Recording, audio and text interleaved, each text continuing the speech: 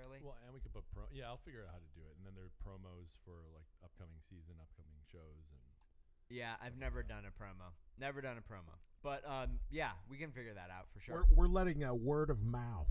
Word of mouth is how backtracking is gonna. This show is perfectly designed to build an audience over the course of a year, and then lose the entire audience, and then do it again over the course of the next year. Yeah. Welcome to Backtracking, the show where two old friends take a second listen to influential bands' catalogs, track by track. I am J. William Hall. And I'm Dan Fiden. We are taking this journey together, providing context, both historical and personal, on some legendary bands. For our second season, we have selected none other than American Music Club and its singer, Mark Eitzel. J. William Hall, can you believe baby. it? Here we are in the finale. Yeah, it's crazy. I have a bittersweetness feel. Yeah, a bittersweetness. Do you want me to sing the song Bittersweet? Bittersweet. By Toad the Wet by Big Sprocket? Head Todd. No. Oh. Big Head Todd and the Monsters. No, I don't think you need. Well, the last episode is bittersweet, bittersweet, sad, bitter, sweet. It really is. It really is. Listen, but, Voody, Danny, if you guys need me to step in, and we're gonna get a competing. It's gonna be like Creedence Clearwater Revisited, right? It's like the CCR cover band that has a couple of original members in it, but not the main guy. Yeah, New American Music Club, right? Canadian Music Club. I would say New American. Music The Club, New right? American Music Club. Yeah, isn't that what they did with like the Yardbirds and the New Yardbirds, which were like that was like the predecessor to Led Zeppelin? Isn't that That's true. Is that wrong? Yeah. I mean, they just Something know what? like that. They just were like the new ones. Yeah, We know not it to be would be confused better. with the old one. It'd be like the Chameleons. It could be American Music Club UK.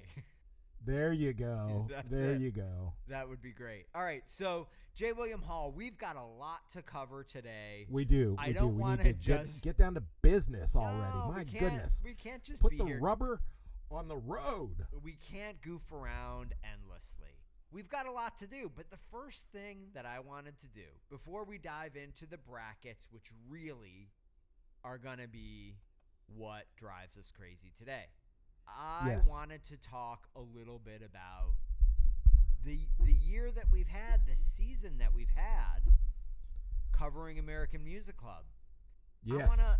I want to acknowledge all the people that helped us out along the way. Specifically, I want to acknowledge Greg Bonnell and Paul Nini. Indeed. Came in for an interview. Bravo, gents. It was our first interview on Backtracking. We were nervous. We were a little nervous. I would say that we were a little nervous. It wasn't as good an interview as I think I wished it were, but it was pretty good, especially at the end. We got some great anecdotes from Mr. Bonnell that I don't think have ever been heard by anybody in the AMC. This is true. The AMC Greater Cinematic Universe. So I appreciate them agreeing to come on the show. And then, of course, Indeed.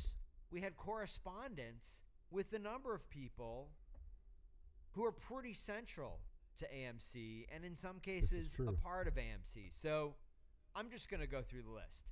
Brad Johnson, very helpful. Great to hear from him. Great to meet him. Great to communicate with him. Mr. Johnson. So thank you. Jenny Gonzalez and her son, Ty. They reached out. We had lots of backs and forths, and they shared some great stories about AMC. Really, really nice of them to engage with us. So I want to thank them. And then, of course, we've got the unofficial, or at least I believe unofficial, elected, perhaps unelected, AMC historian and archivist Richard Brazier. Yes. I don't know how to say it. I don't know how to say the last name, but we've continued to correspond over these many months of doing the podcast. He was helpful in a number of ways. So a thank you to him. I am sure there are other people that we should thank. Jolly good. I'm forgetting. Is there anyone that I've forgotten that we need to thank, Jay William? Oh, geez. Now you're putting it on me. You're making it on me now that I have to remember now who corresponded. I know we've done a lot of housekeeping. You've done a lot of housekeeping. Yeah. Therefore, you have been the primary conduit. I like to lurk in the shadows. I like to kind of, stay, behind the scenes and just peep. You just see my little eyes peeping through the shadows. That's right. But now you're just distracting from the fact that you don't. The last group that we need to thank is, of course, the band, right? The band. Well, we've got first to thank. and foremost, not the last group. First, the last. And foremost. They're not good. They're well, the then last the last one. shall be first. The last shall be first. All of the various members of the band. So saith the Lord. Am I? The various members of the band were very. Some of them were very polite in declining our requests for information or to appear on the podcast. Others were not polite or non-communicative, but regardless of their disposition, impolite. We want to thank them. You were saying they were impolite? Yeah, some very impolite. Very impolite. Really? No. Well, I mean, listen, I don't want to say, I don't want to. I don't want to impose my sense of politeness on them. Here's what I want to say. We're here because of them. We're here because of them. Did you Absolutely. Just take your? I want everyone to know that J. William Hall just took his readers off for this comment. No, I just want to say I think it's fine, and in fact, it's probably better. It's for the best that they declined your overtures to appear on the pod. Yeah. I think that it would have changed what this season is. Yeah. Which is just two friends jawing about the band that we both are into and are diving deep on together. Yeah. If you start to introduce a lot of guests and actual members of the band, it becomes more imperative that you're accurate and that you're not just talking shit like we are doing every episode. Yeah. So I if any of them are listening, I praise them. I thank them so much for the music. I think it's fine that they didn't come on the pod. I hope that we did not butcher their legacy by spouting off whatever we've been spouting off for the last year. Yeah. Well, I would say that I disagree with your assessment there. But listen. This is we're an open forum, so you can say whatever you want. I will say that they should have come on the pod. Straight up. I don't want to get in anybody's face, Caffin, but oh yeah. No, chicken. I disagree. I disagree, Mr. Caffin. No. Bruce Chicken Caffin. All right. No, come on. But beyond that, we want to move on. We want to thank all of the listeners and fans, the people who sent emails. It was awesome to hear from all of you. You know who you are. We know who you are. So watch yourself. I know that this is a very finite but passionate fan base. Yes, that's right. That we're talking about here. We're members of it, but it's a finite group, and so I have felt some pressure along the way to not fuck it up too bad. Well, listen, not whiff on an album, like not listen to it and try to BS my way through it. I listen to it all. I think that's good. That's the threshold. That's the threshold requirement for backtracking. But we thank everyone that lots of great anecdotes. People shared stuff from their history with the band. Really cool. Thank you all. Last thing, I just want to, as you guys may remember from the beginning of the season, right as we were about to start releasing episodes, the admin of the American Music Club subreddit on Reddit left Reddit. It looks like they deleted their account completely. That left the subreddit in a state where you couldn't post anything, and it would have been eventually deleted. Because of that, I took over, through the backtracking account, I took over the admin duties of that subreddit, really just to keep it open. I haven't been actively trying to get too many conversations going. I certainly haven't been deleting anyone's posts or anything like that. It's a pretty easy job because there aren't that many people in the subreddit. But as this season ends, I want to put it out there that if anybody wants to become an admin and is active on Reddit, become an admin of the AMC subreddit, please just send us a direct message on Reddit. And that includes people like Richard Brazier, or anybody involved with the band that may want to kind of engage in those conversations, somebody from Decor Records. I don't know who it would be, but I'm kind of open to anyone. I'm not going to, leave as an admin. I'm going to stay as long as there's, required to keep the subreddit open. But if anybody has any interest, please just reach out and let us know. Finally, J. William Hall. Yeah. This has been in the works for a while. Richard shared that the box set that has been in the works between Eitzel and Richard and others for quite a while, is being mastered and will release in the new year. It will include the first 5 records. Okay. Remastered. So, Restless Stranger, Engine, California, United Kingdom, Everclear? Is that what we're talking? That is the first 5 as far as I can count. I did not ask him specifically to iterate which 5, but I think those are the first 5. Unless for some reason they don't do United Kingdom and they go on to Mercury. But my instinct is that they're going to go from Restless Stranger to Everclear. And then I'm guessing it's everything before they signed with the major.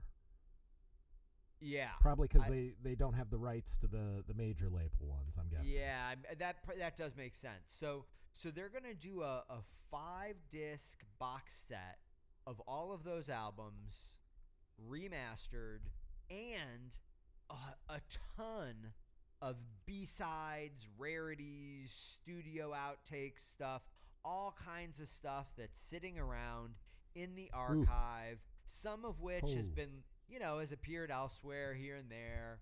Others haven't ever been seen by anyone. So that's going to be coming out in the new year. Everyone needs to go out and buy that. That is amazing news. And I was going to, sort of probably say as I concluded my, spiel today, just that how sad it is that this box set, I was worried that it had just gone off the rails and wasn't happening at all, Oh. So I'm so psyched to hear that it is happening. It's in the process right now of being kind of, put together. That's fantastic news. If anyone has taken the time to listen to even 7 episodes, as Rafi claims to have gotten through, I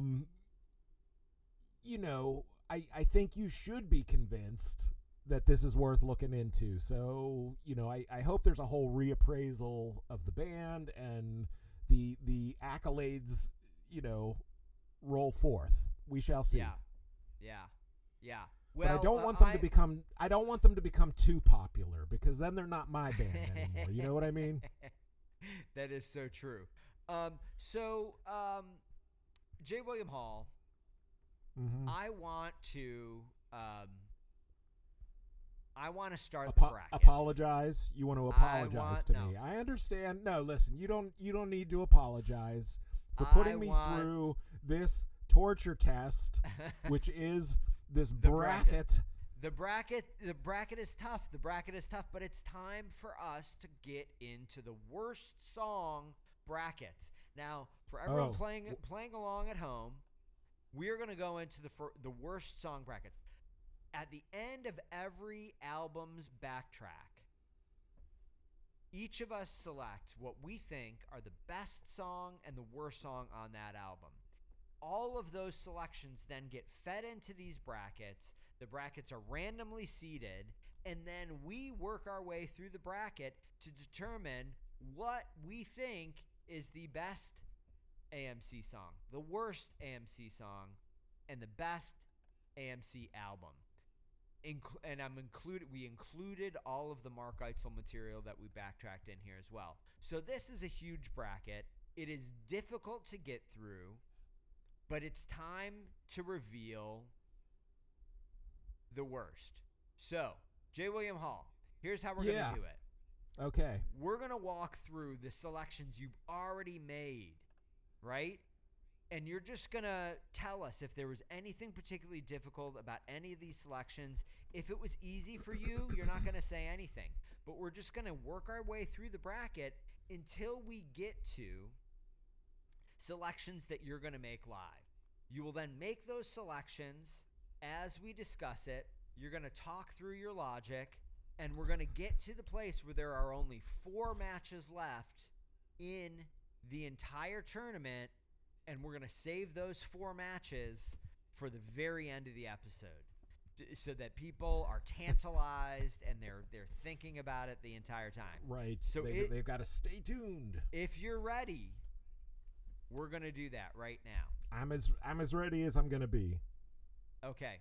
So I'll just start walking through the choices you've already made.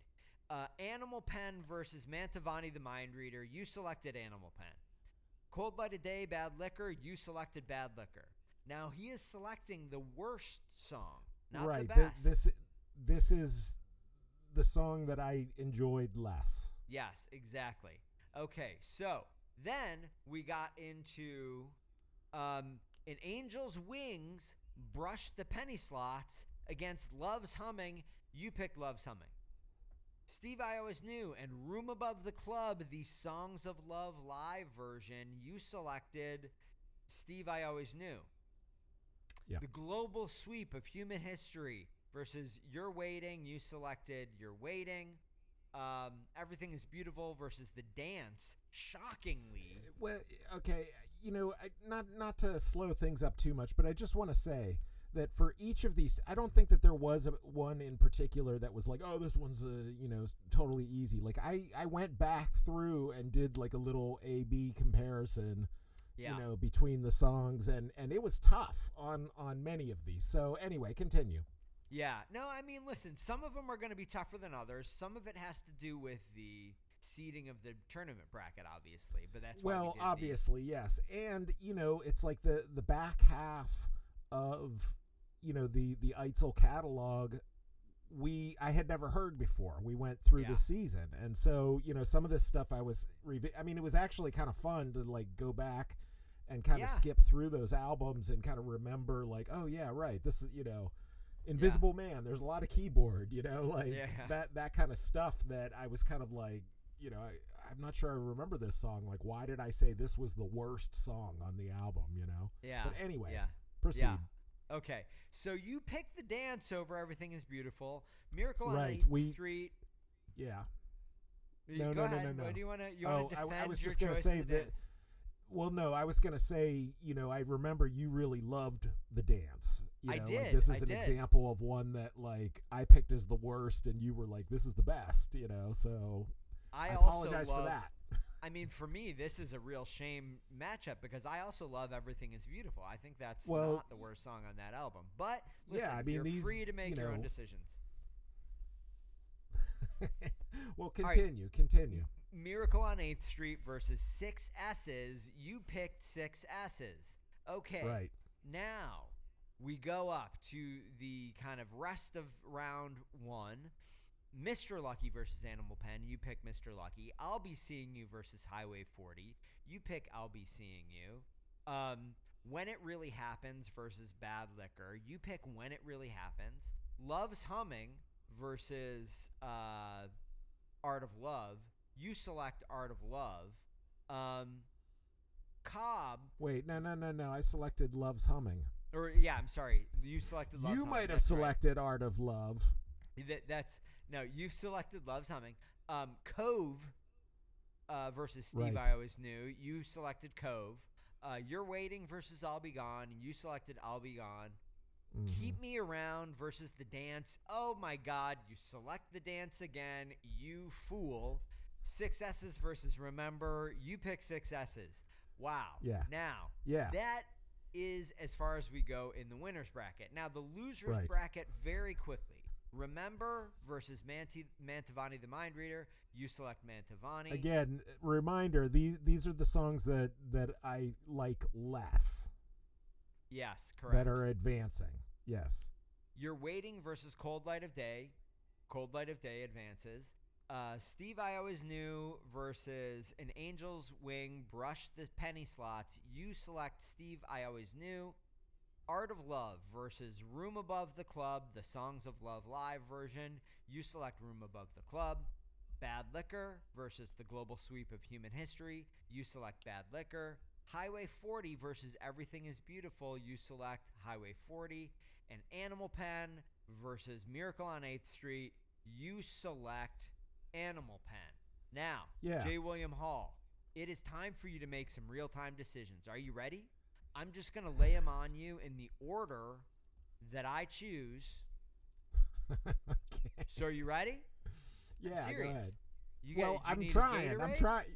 You got to be I've got my tea. I've got you my gotta tea. you got to be clear-headed. You got to be ready to make decisions. Ugh. You're a fighter pilot, okay? And Viper is on your tail. Right now, All right. you got to be Iceman.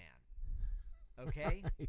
Ice cold, Ice no cold. mistakes. Got it. That is right, because I'm back here. I'm Cowboy sitting behind you. I don't want to have to fucking eject out of this thing. I need for you to do it right and do it now. All right, you ready? All right. Well, it's ice cold. The wind chill is 15 degrees here in right. wintry Columbus, Ohio, former home of Mark Eitzel of American Music Club. Hit me. Hit me, Okay. baby. Let's do this. Okay, Keep Me Around versus Mantovani the Mind Reader. Which song do you like less? Mantovani. Wow. Do you want to say anything about that? No, you don't have to. I mean, you don't have to. Keep Me Around, of course, off of Mercury, correct? Yeah. The main thing about Mantovani the Mind Reader, as I remember, is it's very sleepy. It's got a very sleepy. It kind of lulled me to sleep, versus Yeah. Keep Me Around, which is more of a rocker. Yeah, okay. All right, next picks. Cold Light of Day versus Steve I Always Knew. I'm going to go with Steve I Always Knew. Okay. Okay, now, Room Above the Club, the Songs of Love live version, or Bad Liquor. Which is the worst song? See, these ones are tough, because there were a Yeah. couple like this that are like, this is, from a live album, or this is from, like The Ugly American. It's like remakes of old songs. And I so know. it's like, what am I rating here? Am I saying that, I know. I might like that old song on its original form better, but you know what I mean? Yeah. Sometimes things like that happen. So, I know. this is a case where I would say, I'm going to go with Bad Liquor. Bad Liquor, okay. Highway 40 versus Animal Pen.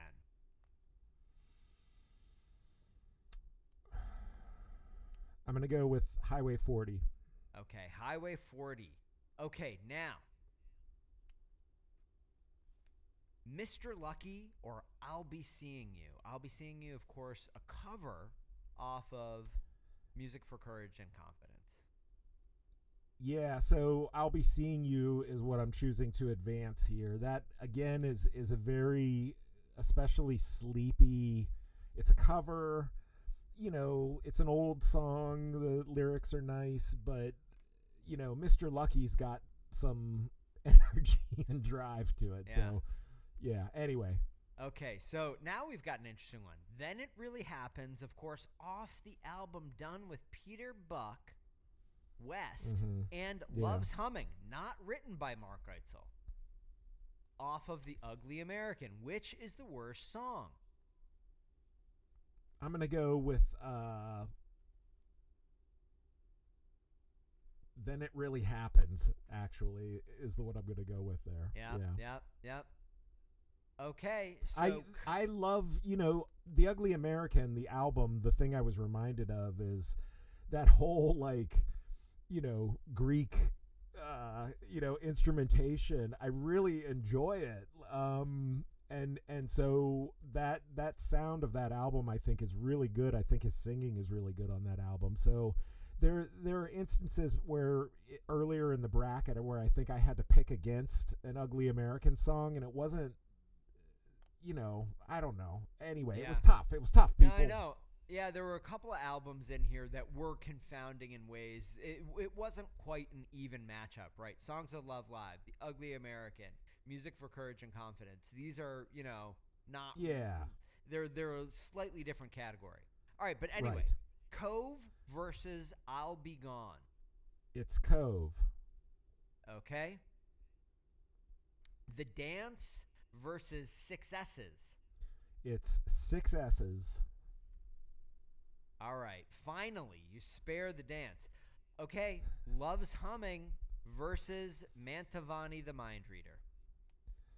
Gonna go with Mantovani. Wow. I'm sure listeners remember that was my favorite song. I think that was my favorite song off that record. I'm already having second thoughts. It's too late. There's no changing.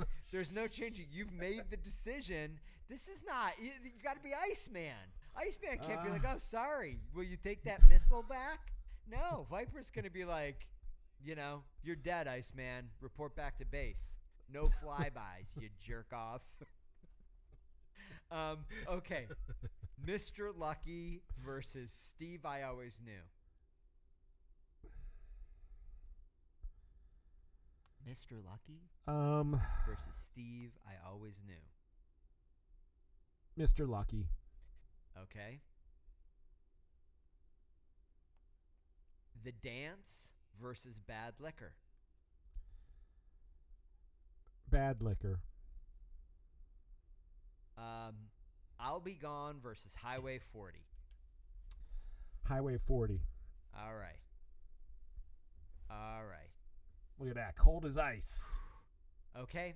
That's as far as we're going to go. We're going to do the rest of it in the final segment of the show. But that means, J. William Hall. Yeah. That means it is now my turn. I've got to go through and do the same thing. Now, this will be interesting for me. Now, can you see? Will you be able to walk me through this, or am I going to need to do it myself?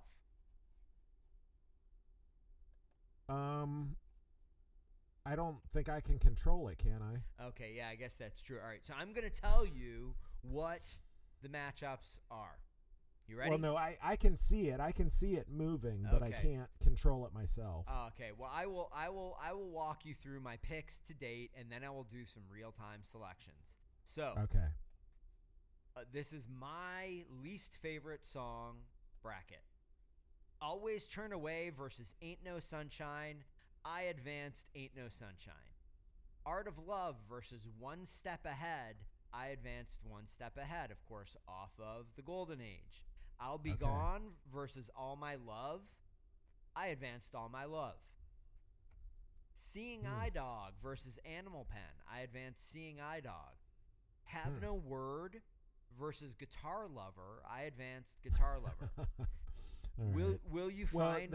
So the instrumentals are not doing well so far. Yeah, the instrumentals. It's possible that we should have created a rule at the beginning that we couldn't select those as our favorite or least favorite. But in all those electronic albums when he was doing it, I feel like you have to allow it. In any case, Will You Find Me versus Ronald Cole Was a Rock Star. I selected Ronald Cole Was a Rock Star. Are You the Trash versus Blue and Gray Shirt, Songs of Love live version. Are You the Trash was the winner. Interesting. The Man with the Hole in His Foot versus Always Turn Away. I selected Always Turn Away. Love Is versus Art of Love. I selected Love Is. And then Just Because versus I'll Be Gone. I selected Just Because. All My Love versus Animal Pen. All My Animal Pen advanced. One Step Ahead versus Have No Word. One Step Ahead advanced. Miracle on 8th Street versus Will You Find Me. Will You Find Me in the worst song category? Yeah, in the worst and it won that matchup. It won the matchup against Miracle on 8th Street. Well, against Miracle on 8th Street maybe, but I know. Why is you know what? Miracle on 8th Street was on mine as well. I know. You know, it's funny that we agreed on that. And honestly, this matchup was a tougher matchup, but it's just kind of luck of the draw, right? Yeah. This was a tough matchup, but Will You Find Me advanced. And then Keep Me Around versus Blue and Gray Shirt, Songs of Love live version. Keep Me Around advances. That takes us all the way up to next selections. Keep Me Around versus Ain't No Sunshine. Ain't No Sunshine advances. Eva versus Miracle on 8th Street. Eva advances. Mr. Lucky versus One Step Ahead. Mr. Lucky advances. All My Love versus Then It Really Happens. Then It Really Happens advances. Just Because versus Seeing Eye Dog. Seeing Eye Dog advances. Guitar Lover versus Love Is. Guitar Lover advances. Now You're Defeated versus Ronald Cole Was a Rock Star. Ronald Cole advances. Are You the Trash versus The Man with the Hole in His Foot. Are You the Trash advances. Now You're Defeated versus Always Turn Away. Always Turn Away advances. Love Is versus Just Because. Just Because advances. Animal Pen versus One Step Ahead. One Step Ahead advances. And Will You Find Me versus Keep Me Around. Keep Me Around advances. So I have a couple of picks to make. And then we're going to move on. This is one of the most complicated brackets. I know. Just in terms of construction, I have ever seen in my life. Like a double elimination tournament with this like uneven number of entries. Yeah, it's complicated. But the double elimination, we discussed it. It's over long for the listener. But the decision we made last time was if you do a single elimination bracket, the tournament, the roll of the dice at the beginning when you seed the tournament really has a huge impact. This should mitigate that effect. And we are doing this for science, not for entertainment, as you can tell. So let's move on. The data. We must have the data.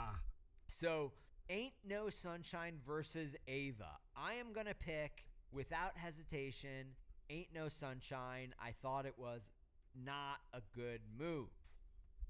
Mr. Lucky versus Then It Really Happens. I really think that I probably would pick Then It Really Happens. I do not like either of those songs. Seeing Eye Dog versus Guitar Lover. I am going to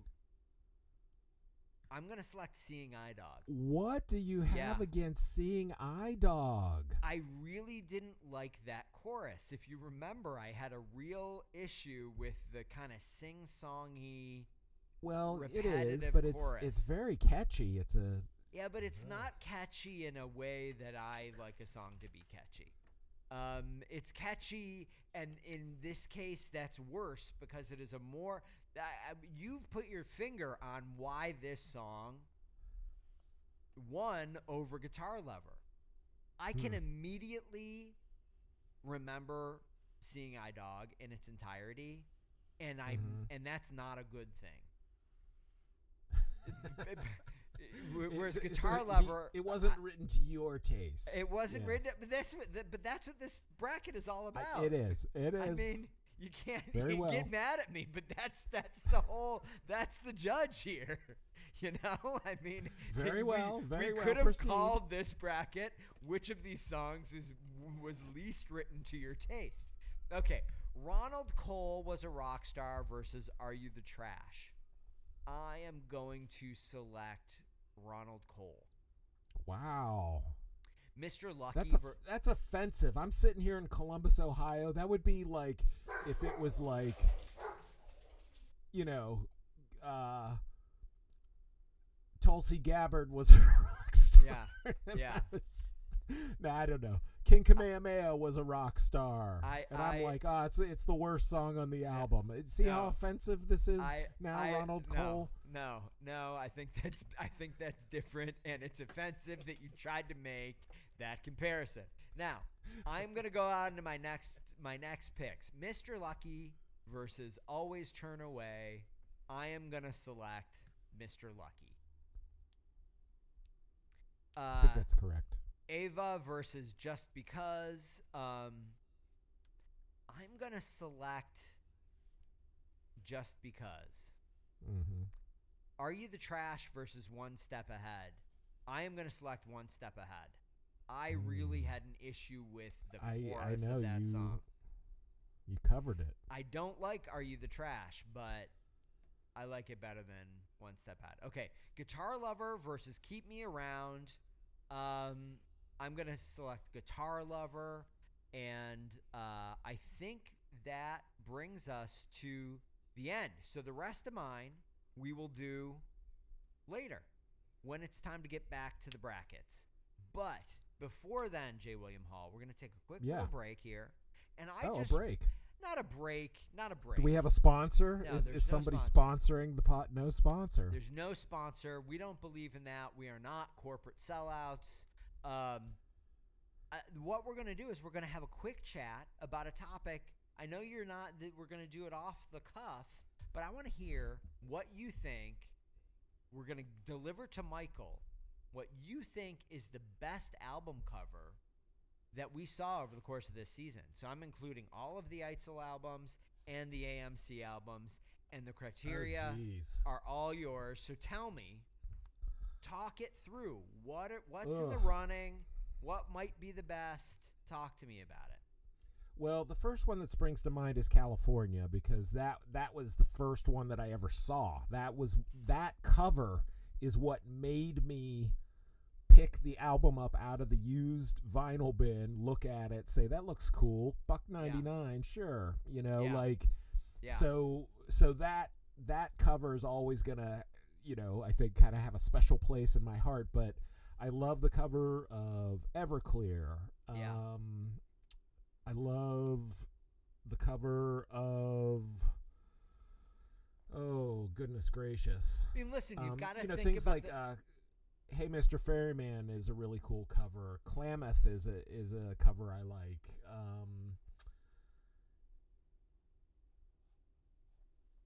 I mean, if I have to choose one at this moment, I'm going to go for California.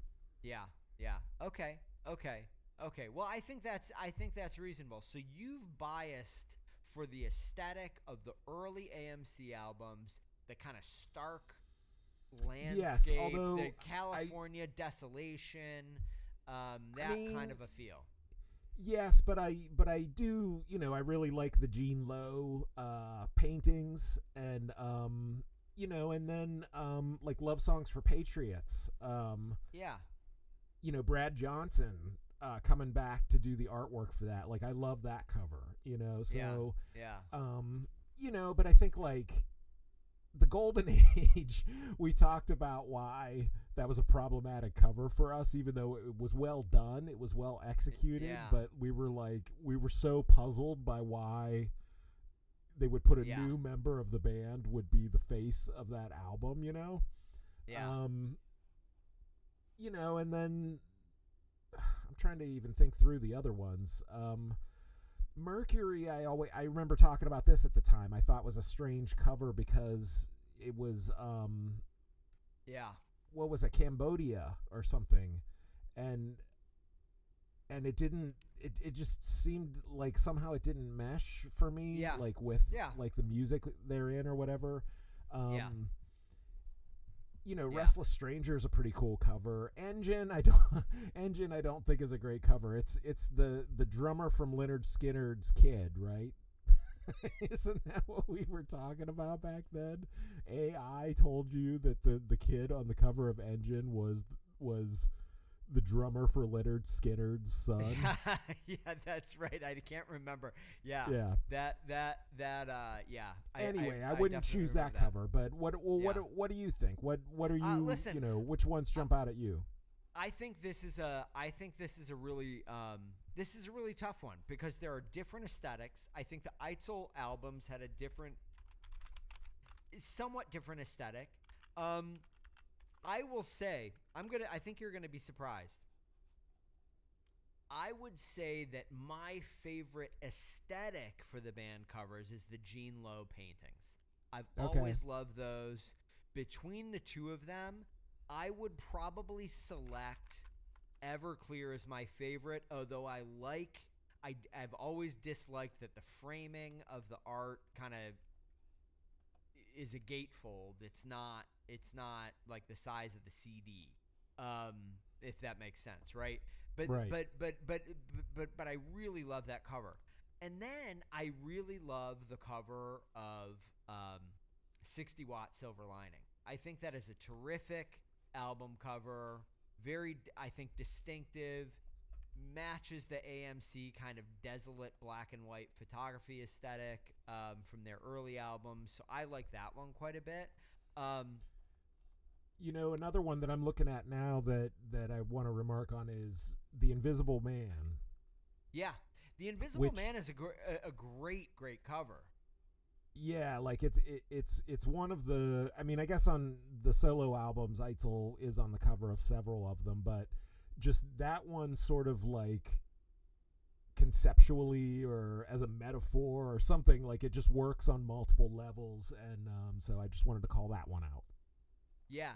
I mean, listen, there are a bunch of covers that I think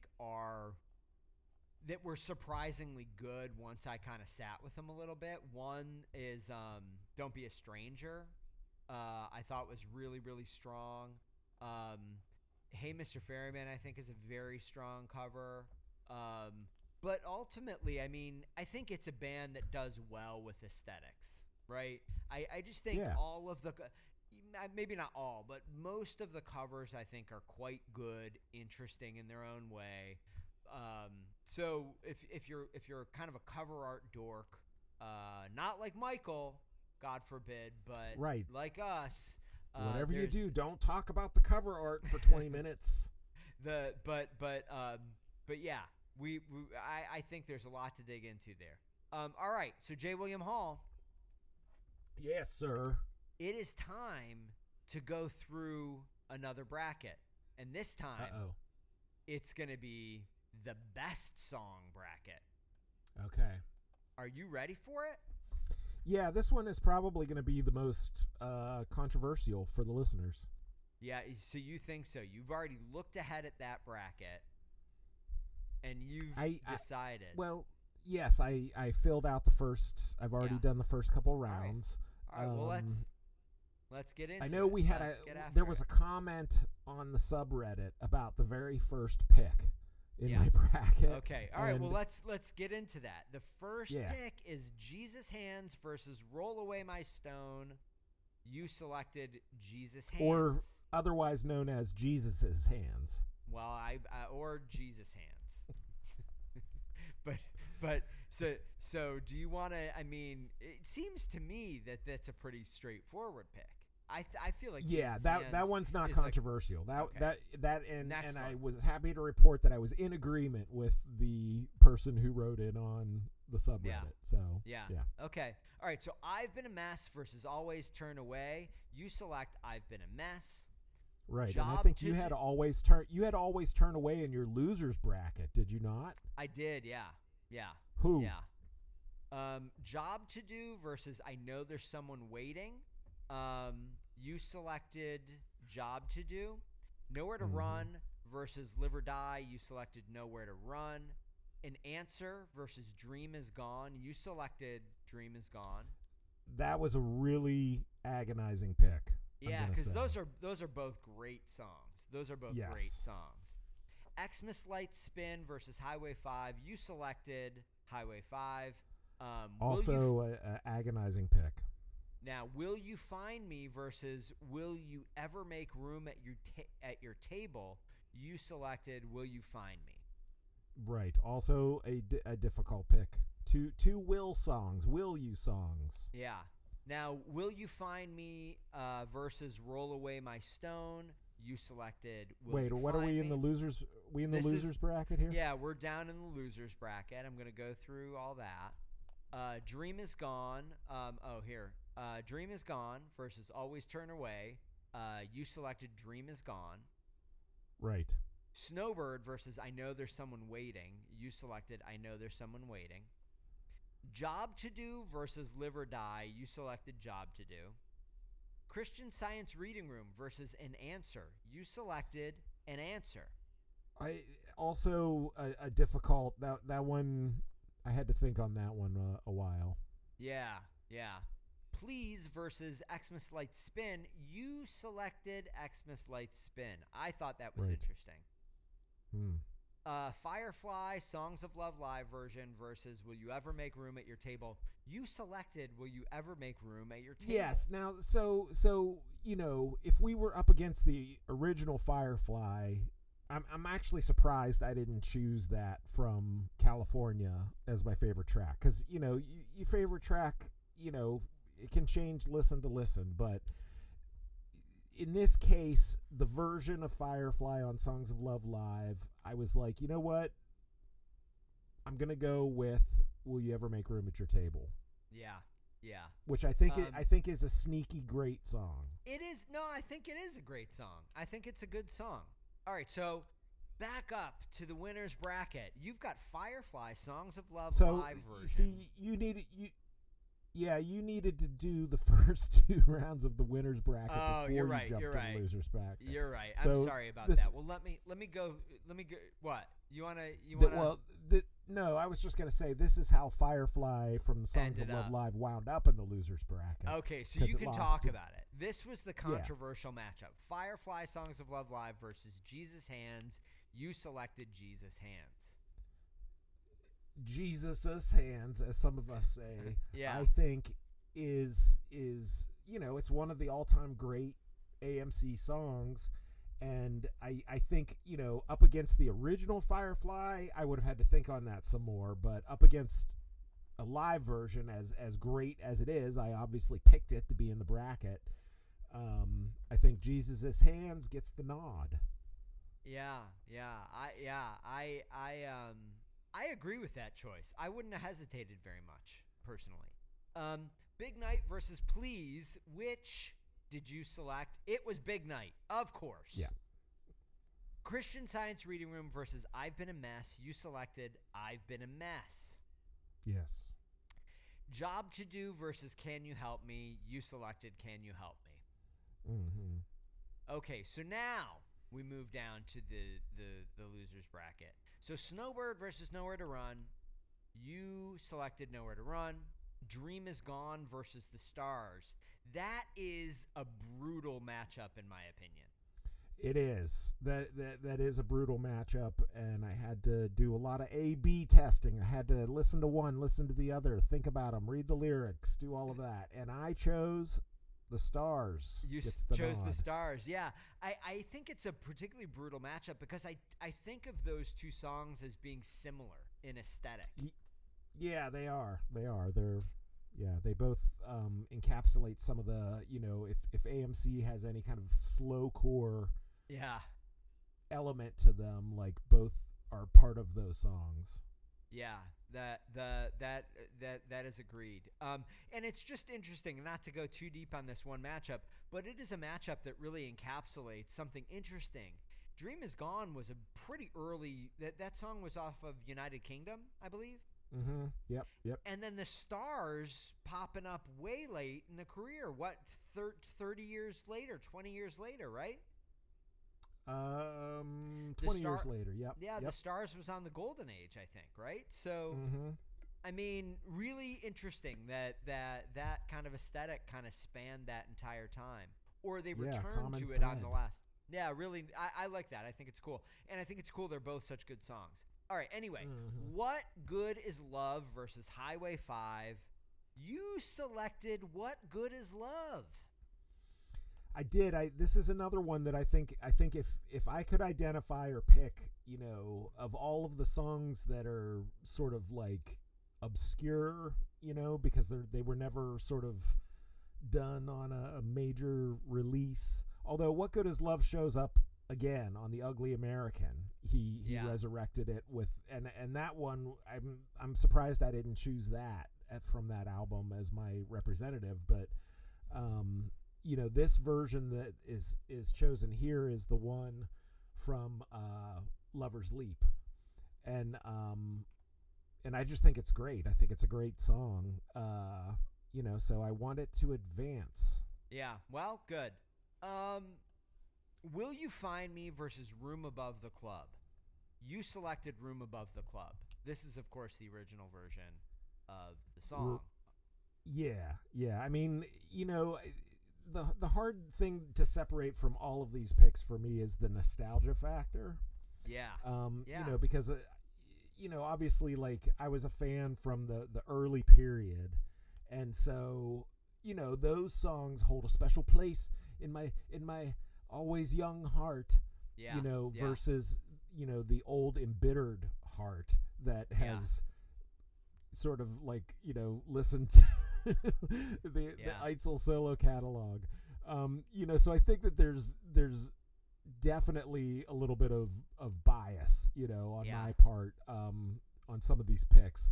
Room Above the Club, the original version, it's track 1, album 1. Like, this is them at their most embryonic, sounding.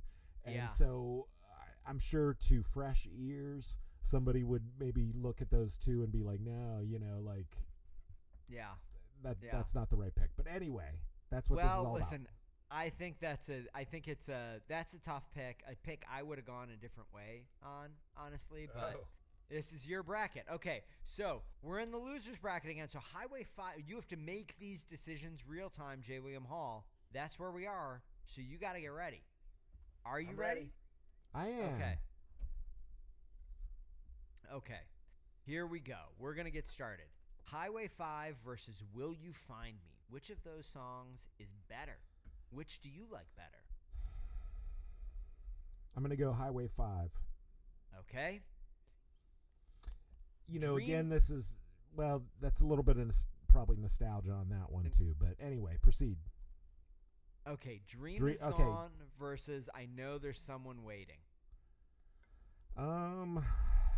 See, this is actually a better example of, like, I've got to go Dream Is Gone. Like, that's I mean, I love all of these songs. These were my favorite songs from each album. So it's tough. It's hard, people. Okay. All right. So here we're next pick, Job to Do versus An Answer. Both great songs. I'm going to go with An Answer here. Okay. I can't, it's hard to articulate why. Yeah. Xmas Light Spin versus... Luckily, we're on a podcast, so I won't have to do that. Xmas Light Spin versus Will You Ever Make Room at Your Table? J. William Hall, will you ever make room at your table? So here we have two sort of different songwriting approaches from Eitzel.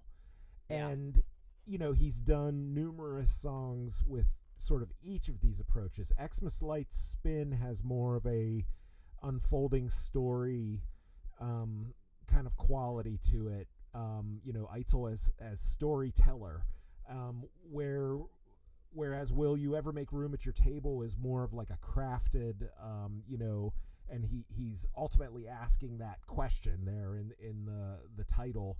And it's almost like it's like a message song, Yeah. as opposed to just kind of like a anecdote. So it's hard to stack these two against each other, but I think like with music and everything else added in, I'm going to go with Xmas Light Spin. Wow, Final answer. there it is. Okay, so back up to the winner's bracket. You've got a big. This is a brutal choice. Are you ready? I don't know. Jesus Hands versus Big Night. Well, I think I said way back when we were talking about maybe Engine that, to this day, if I was going to make a mixtape for somebody that was like, here's my, Jay Williams AMC mixtape, track 1 is always going to be Big Night. Yep. It's just that song had such a that hooked me so profoundly, like back when I first heard it. So I'm going with Big Night.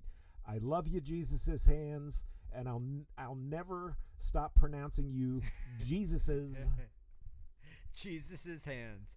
All right, so I've Been a Mess versus Can You Help Me? Does Can You Help Me have the legs to make it deep into this bracket? Some people have been saying that it's too lightweight a song to make it to go real deep. Can You Help Me is one of the most surprising tracks in the AMC catalog. It's just a straight up like radio friendly, big sunny sounding pop. It is so well written. It is so well crafted. There are some great lyrics in that song.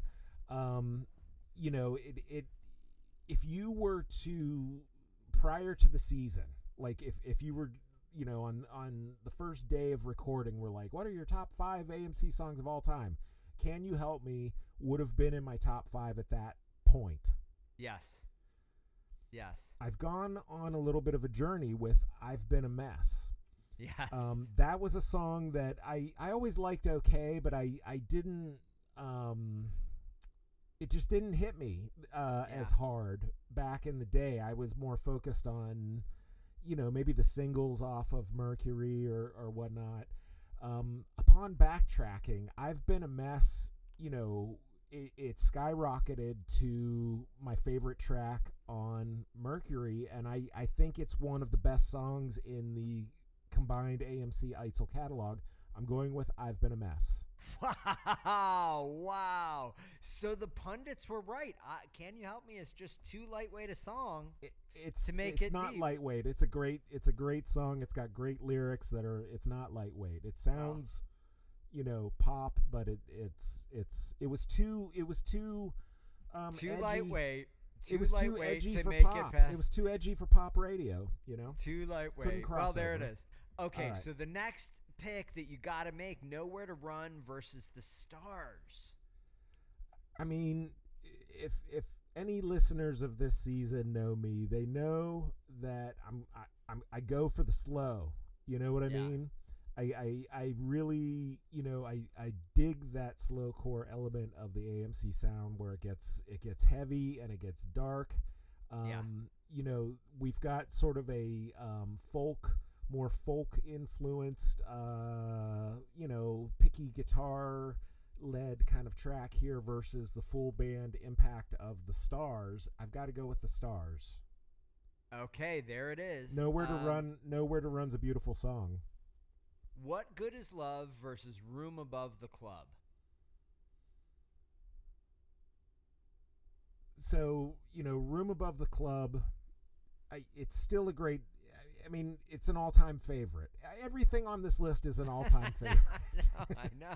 This is the best. These are my that. favorite songs from each album. So we've spent a year talking about this band. These are all your best picks. We know. What we want to know is in a head-to-head, gun to the head of one of these songs. Sophie's Choice. To me, What Good Is Love is the more poetically written. I mean, Room Above the Club is poetic as well, but it sort of set the template, I guess, for the Mark Eitzel barfly archetype, Yeah. What Good Is Love is a more profound lyric, I think, and it's got a great melody. It's undercooked production wise, obviously, because this is more of like a demo, kind of thing. But you know that I love the lo-fi. You know that I've got it in my heart. I want What Good Is Love is gonna advance. I'm sorry, Room Above the Club is a great song. It's a beautiful song. Yeah. Amazing. People are going to be writing in. Okay, we're moving down to the losers bracket, and then it's going to be my turn. Losers bracket. Can you help me versus Highway 5? Two killers.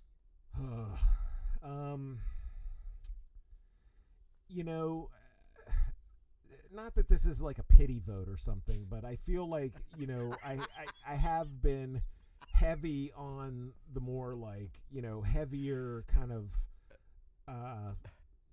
big sounding songs, and Highway 5 goes big and heavy. Yeah. You know what? No, I'm going Highway 5. I'm going Highway 5. Can you help me? Can you help me is a great song. The pundits were right, but it is too lightweight to go deep into the tournament. No. Yes, that's what just happened. They were right. Don't make excuses. The pundits were right. It's just that Highway 5, as I was talking about it, I was remembering how, it starts from like a whisper. And it just like gradually builds, and it's beautiful. Like, Can You Help Me is kind of, evenly up the whole way through. Anyway, go ahead. Jesus Hands versus Dream Is Gone.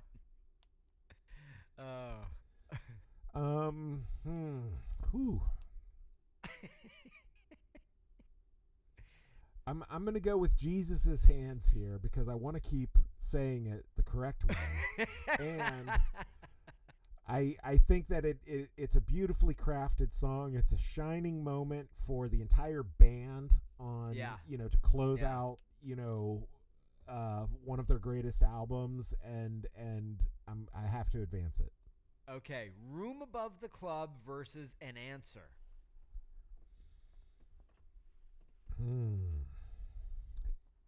I'm going with An Answer. Like, Okay, I like it. I like it. That the production, everything came together so beautifully on Hey Mr. Ferryman. It's kind of hard to believe, that it's been now, what was that, 2017 when that came out? Yeah. So like that, yeah. it's been 8 years. That was the most recent, studio album. I just think that that's such a great sounding album, and such a the songs are mature and really well crafted, and I'm going to advance An Answer, even though I hold Room Above the Club deep in the recesses of my heart. Okay, so Nowhere to Run versus Xmas Lights Spin.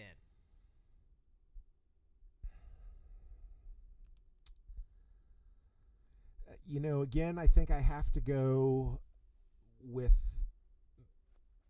the song that's probably Nowhere to Run. It has more of a meditative kind of feel to it, but Xmas Lights Spin has more of an epic, it goes on a journey, and I'm a bigger journey. I'm going to go with Xmas Lights Spin.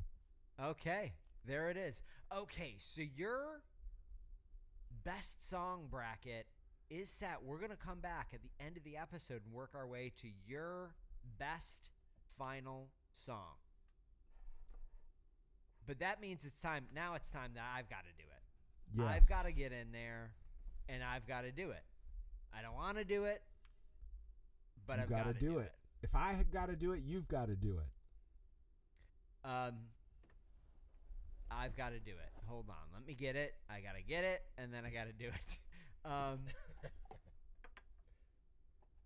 I'm just finding my way here. Okay, there it is. We got it. Okay. So I'm just going to walk you through real quick all my matchups. Goodbye versus Big Night. Big Night wins. In my role as professional singer and Ham versus Can You See, In My Role as Professional Singer and Ham wins. Interesting. Johnny Mathis Feet versus Blue and Gray Shirt. That's brutal. That is Brutal matchup. Brutal First matchup. round matchup. Are you kidding me? Brutal matchup. But I got to pick Johnny Mathis Feet. I got to pick Johnny Mathis Feet. I mean, I'm not saying you're right. I'm not saying you're wrong. That is the most brutal matchup so far. Yeah. Okay. So the second round of the winner's bracket, before we move to the loser's bracket, here we go. Leave Her Alone versus Big Night. Big Night wins. Of course. If you have to ask versus Green Eyes, Green Eyes wins. What Holds the World Together versus In My Role as Professional Singer and Ham. What Holds the World Together wins. Now we go to Johnny Mathis Feet versus Rehearsals for Retirement. Johnny Mathis Feet wins. Yeah. Okay.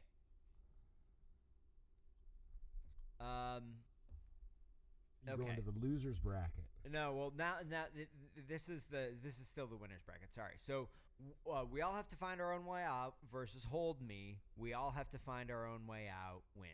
Nothing Can Bring Me Down off of Songs of Love Alive versus Please. Nothing Can Bring Me Down wins. Then we have The Sleeping Beauty versus We All Have to Find Our Own Way Out. We All Have to Find Our Own Way Out wins. Nothing Can Bring Me Down versus Remember. Nothing Can Bring Me Down wins. Okay, now we are down to Mantovani the Mind Reader versus Hold On to Your Love. Mantovani the Mind Reader wins. Night Watchman versus Dream Is Gone. Night Watchman wins. Yeah. Yeah, I could see that. Never mind. Yeah. Wait a second. Yeah. Wait a second. Yeah. Which is this a Night Watchman off of a different album? Because you have Big Night on here. You're cheating. Cheater. Is this from The Ugly American, Night Watchman? Yeah, it is. It is, and I just didn't note that. But yes, it is. It's an amazing version of the song. It is. It was my favorite. That's all I'm saying. It was my favorite. No, it's a great version of the song. It was my favorite off that album. But anyway, so Night Watchman beats Goodbye. All right, so now now I go to Mantovani the Mind Reader versus Night Watchman. Mantovani wins. Yeah, Strong for disagree. For me, that was easy because it was the Ugly American version of Night Watchman. Understood. Remember versus Blue and Gray Shirt. Blue and Gray Shirt wins. You know what? I just screwed up a little bit, but you know what? Remember beat Can You See? The Sleeping Beauty faced off against Blue and Gray Shirt. Blue and Gray Shirt won. And then Remember Blue and Gray Shirt, and Blue and Gray Shirt won. I screwed up a little bit describing that. We are now down to the loser's bracket, so I'm just going to go through that real quick. Rehearsals for Retirement versus Hold Me.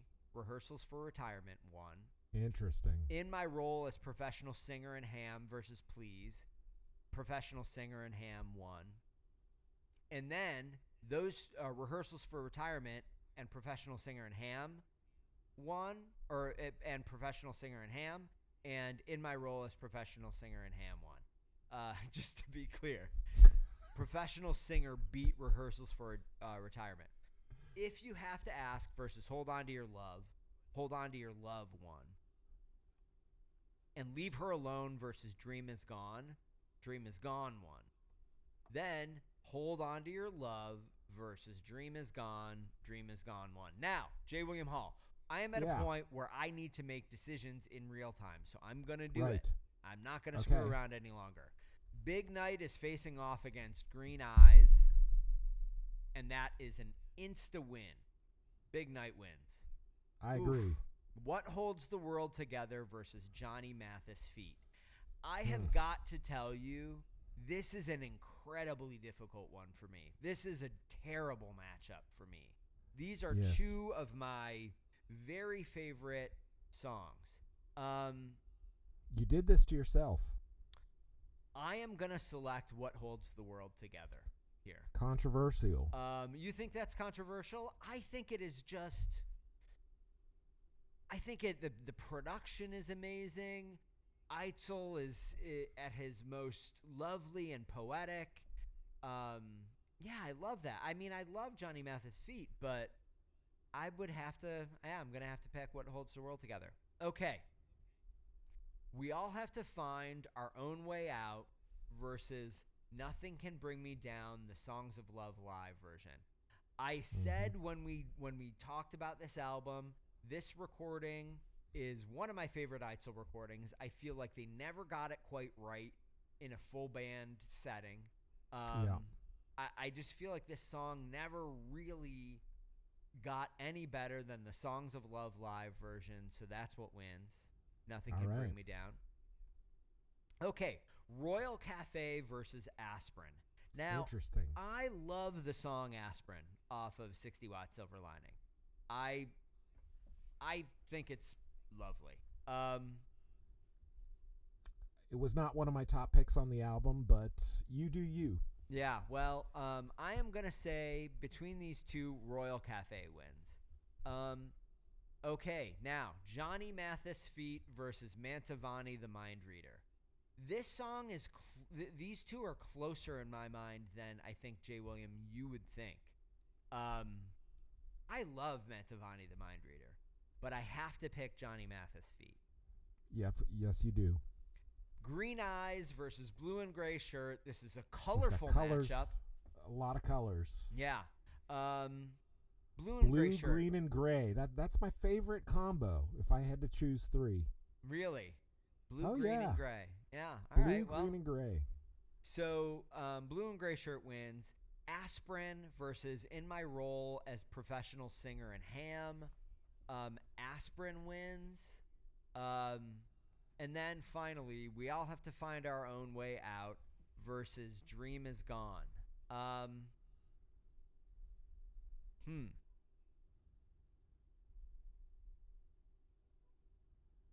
am going to select We All Have to Find Our Own Way Out, surprisingly.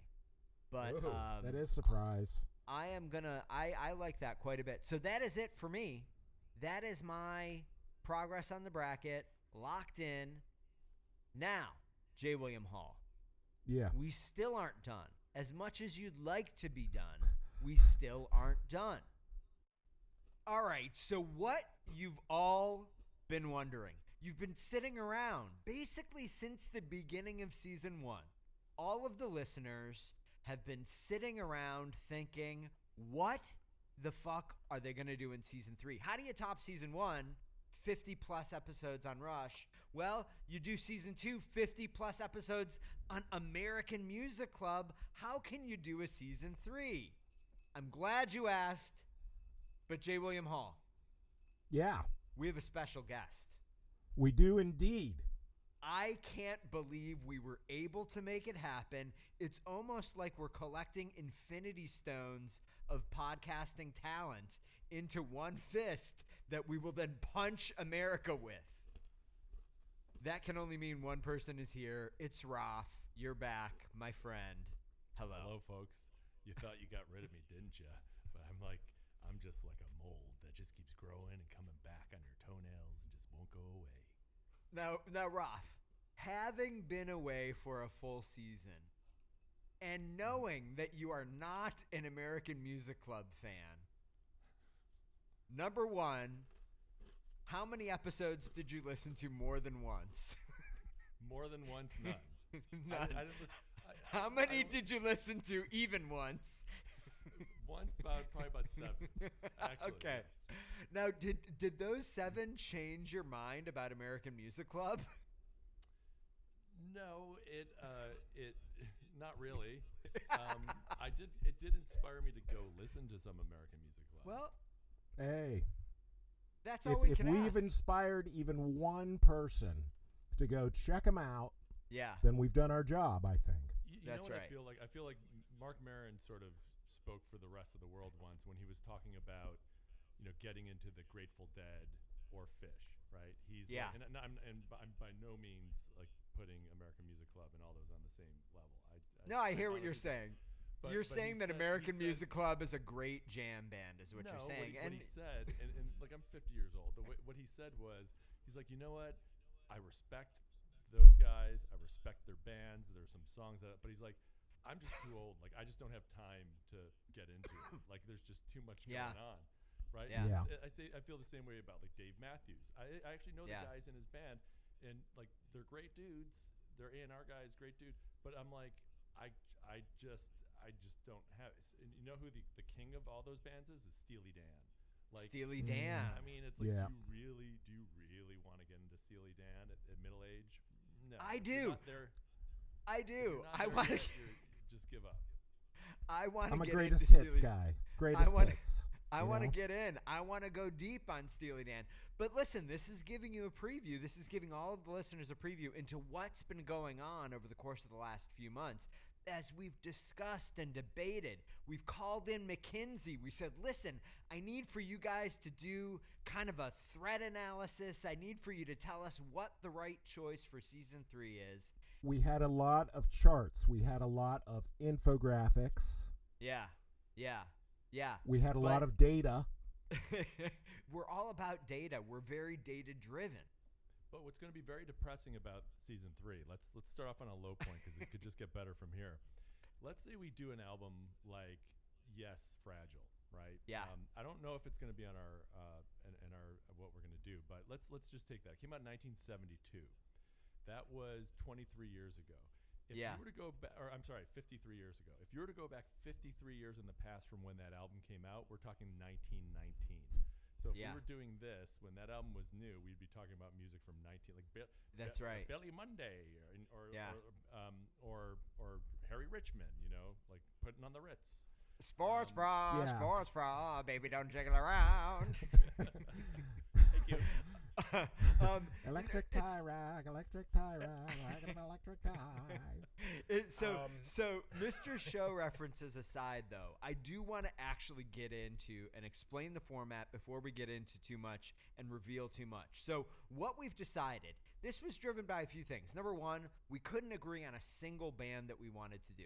Number two, I think all of us, but I definitely said, as much as I've loved doing 2-year-long seasons, I would like to do a season that's a little bit shorter and a little bit less focused on a single band. I felt both in season 1 and you want to season sow 1. your wild oats. You want to explore the mountains and the valleys and the oceans of recorded history. That's right. That is But right. I think it's worth our listeners understanding, and the three of us kind of we're in this very rare fraternity, if you will. It takes a lot to go that deep on an artist, every album, every song. It does. It's not easy. I mean, this is a great personal sacrifice to all of us to be putting this out there for our millions of adoring fans.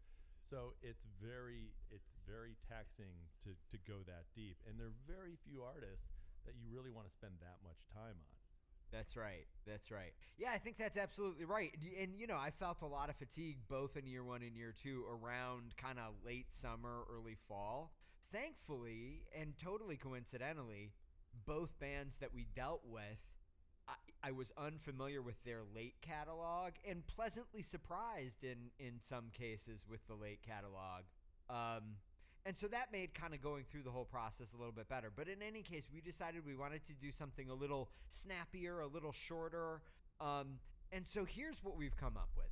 Each of the three of us, we have overlapping musical taste, but we also have some differing musical tastes. And we thought, out there exists a whole bunch of albums single albums that we think are amazing and worthy of a deep backtrack. But maybe one of the other of the three of us doesn't like the album or isn't that familiar with it. And so we decided we're going to do a season full of albums like that. Basically albums that are overlooked, that we think are great, but we think are overlooked by the world at large, by critical press, by fans of the given band, or by one of the three of us, your hosts. And so each of us will be selecting 5 albums that we are advocating to cover and that we will take the lead on backtracking. And we're calling this season Backtracking Rage Bait, because one of us is going to hate the album, and everyone's going to be just full of rage when they hear the criticism of their favorite album. Lots of fighting, lots of conflict. Expect hurt feelings. Expect tears. Yeah, very demure. It's gonna be like what that show Crossfire. You know, they put the people in there and they just say go fight. I actually think, guys, it is going to be a very civil discussion, explanation, and an opportunity for 3 mature men who are at an age of getting things done to go back and rediscover albums that they may have missed. And so each week we're gonna spin the wheel, a magical random wheel that will determine what is the next album that we're gonna cover, and then we'll spend, just as we have in the past, 2 to 3 episodes on each of those albums. We'll do a little bit of history of the band. We'll talk about the lyrics. We'll talk about how the album is situated in the overall music scene and their influences within the band's own catalog. We are going to make it great. But to preview, I think we've all put together a preliminary list of albums. And to preview, Roth, I'd like you to start. Just name a couple of albums that you may have on your list when season 3 starts. Just give us a little tease. List? Is the list available? It is available. We all have it. We're gonna do Rush Permanent Waves. Just give us a little tease of an album that you love and you cannot wait to make us and indeed the world love as much as you. Well, I'll tell you, there are 2 albums that I have on my list, and boy, is it going to be a hootenanny going through this, because there's such influential albums, right? Yeah. From the same artist, years apart. One is the 1950s recording of the Goldberg Variations that Glenn Gould did. He was a young artist. It's about an hour and a half of music. Has every variation on the Goldberg theme, and we'll get into the details of what he was thinking. And then we're going to go fast forward about 30 years to the 1980s, to the 1980s recording of the Glenn Gould Variation. And I think that those 2 alone are going to carry this whole season for all of us. No. They probably are filled with fade outs. Gould was a fucking hack and a loser. All right, no, seriously now, Rafi. What are 2 albums? Stop fucking with us. You're teasing. You're tweaking the nipple of all of the listeners. Let's go. I didn't come prepared. There's so many. No, well, you're just pick 2. I'm looking at your list right now, and there are some albums on here. If you want, I will ask you about a couple that I don't know, but I would love to. All right, I would love to do it. So, Roth, tell me, you've got such an interesting variety on here. One of them that you and I have disagreed about for a long time, but I will admit I've never really gone deep on. You've got an album on here called The Tragically Hip Day for Night. Tell me, what is it that I've been missing about The Tragically Hip? What would I have in store if we actually did that one? The thing about The Tragically Hip, well, first of all, you got to watch the documentary on The Tragically Hip. It's brilliant. But I truly believe, even more so, dare I say, than Neil Peart, that Gord Downie was the greatest rock lyricist poet of Canadian history, arguably American history too. He's up there with, I would put him up there with Bob Dylan, Neil Young. He's up there. It's the storytelling of The Tragically Hip combined with the very bluesy, soulful rock. Musically, it's interesting. Musically, there's nothing really technically astounding about The Tragically Hip, but there is that thing we discussed in season 1, that alchemy of the band, and it all comes together. The catalyst is Gord Downie, and I know that The Tragically Hip have often taken a lot of flack, usually from the Canadian press, that their fans in Canada like them because they're very Canadian. It's like, I'm not Canadian, and I find them just super inspirational. The storytelling is just, they take something like 50 Mission Cap. It's not off that album. And that one, there is a story about a World War II shipwreck. But 50 Mission Cap, he makes an entire epic out of like a baseball card he found in his hat. Well, to be fair, you guys are practically Canadian, both of you. Come on now. Listen, we Rush, spent more. The tragically hip. We spent more time in Canada under 18 than most people do in America. I don't know what that's about, but I bet you $1 that you'll be sorry that you said that. Next, you're going to be like Sloan. You're going to be like the Grapes album, of Wrath. First 2 tracks, unbelievable. Then it sort of fizzles. But the new Sloan album is actually pretty You're going to be like Katie Lang. You're going to be like Tea Party. Drake. Gordon Lightfoot. Our Lady Well, I Peace, mean, Gordon so, Lightfoot, of course. but Roth, there's incredible variety in your list. There is an album on here that I'm familiar with passingly, but it blew my mind that it is on here because I just don't really know much about it. And I didn't know that you thought it was such a great record. Danzig 2, Lucifuge. It is probably one of the most dangerous albums ever recorded. All right. Really is. I mean, like you need to put that in a magnetic like Faraday box so that the demonic spirits can't come off that album. But it is just pure Glenn Danzig attitude. Now I don't know if it's on your. I think it might have been on both our lists. It might be on J. Michael Hall's list as well too.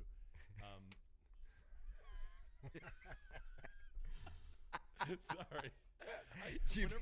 Whenever I hear your name, I always think about when Dan met Anthony Michael Hall at Bordner's in Hollywood. I'm often confused. So I always think that. I always think of like Weird Science. Jeff Buckley Grace, right? And mentioning Canada also brought that up because Dan and I went and saw Jeff Buckley at the Music Hall in 1995. But that's an album I think we could probably do like a whole season on. But we'll just do maybe maybe an episode or two. An amazing album. I think it's hard to say that Grace is underrated by anyone, especially kind of post his death. But it is you can't do a full season on Jeff Buckley because there isn't really a catalog there to deal with. But it is a fucking epic record. All right, so there is, and I will tease this one thing. You can cut it if you want, but Dan and I, we mentioned this, but a friend of mine is producing a legendary prog rock band's a remix of an album they recently found the master recordings of. They're not remixing it. They're not remastering. They're remixing it. They're actually taking it. The record label now is transferring it to digital, and they're going to go in the studio and they're going to actually remix it because the original mix is a That's little, cool. Iffy. What is the band or what is the music? I can't commit to mentioning it to the public right now. But, but he's very excited about bringing one of their band members, a legendary musical artist, to potentially come and sit with us to record when we talk about the album, the original album. And this that's is awesome. one that they're going to be remixing. Amazing. Yeah. So Ralph, you've got some great picks that could be on your list for next year. So J. William Hall. Yes. Just give us a little amuse-bouche, okay? Will you just amuse the bouche? J. William Hall, amuse the fucking bouche. Listen, let me amuse it.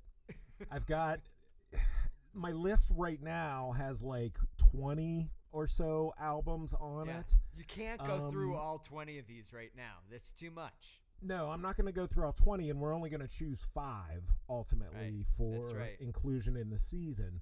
So I will say that probably the era that we're looking at for me personally are sort of like the albums that were huge for me as I was coming of age, right?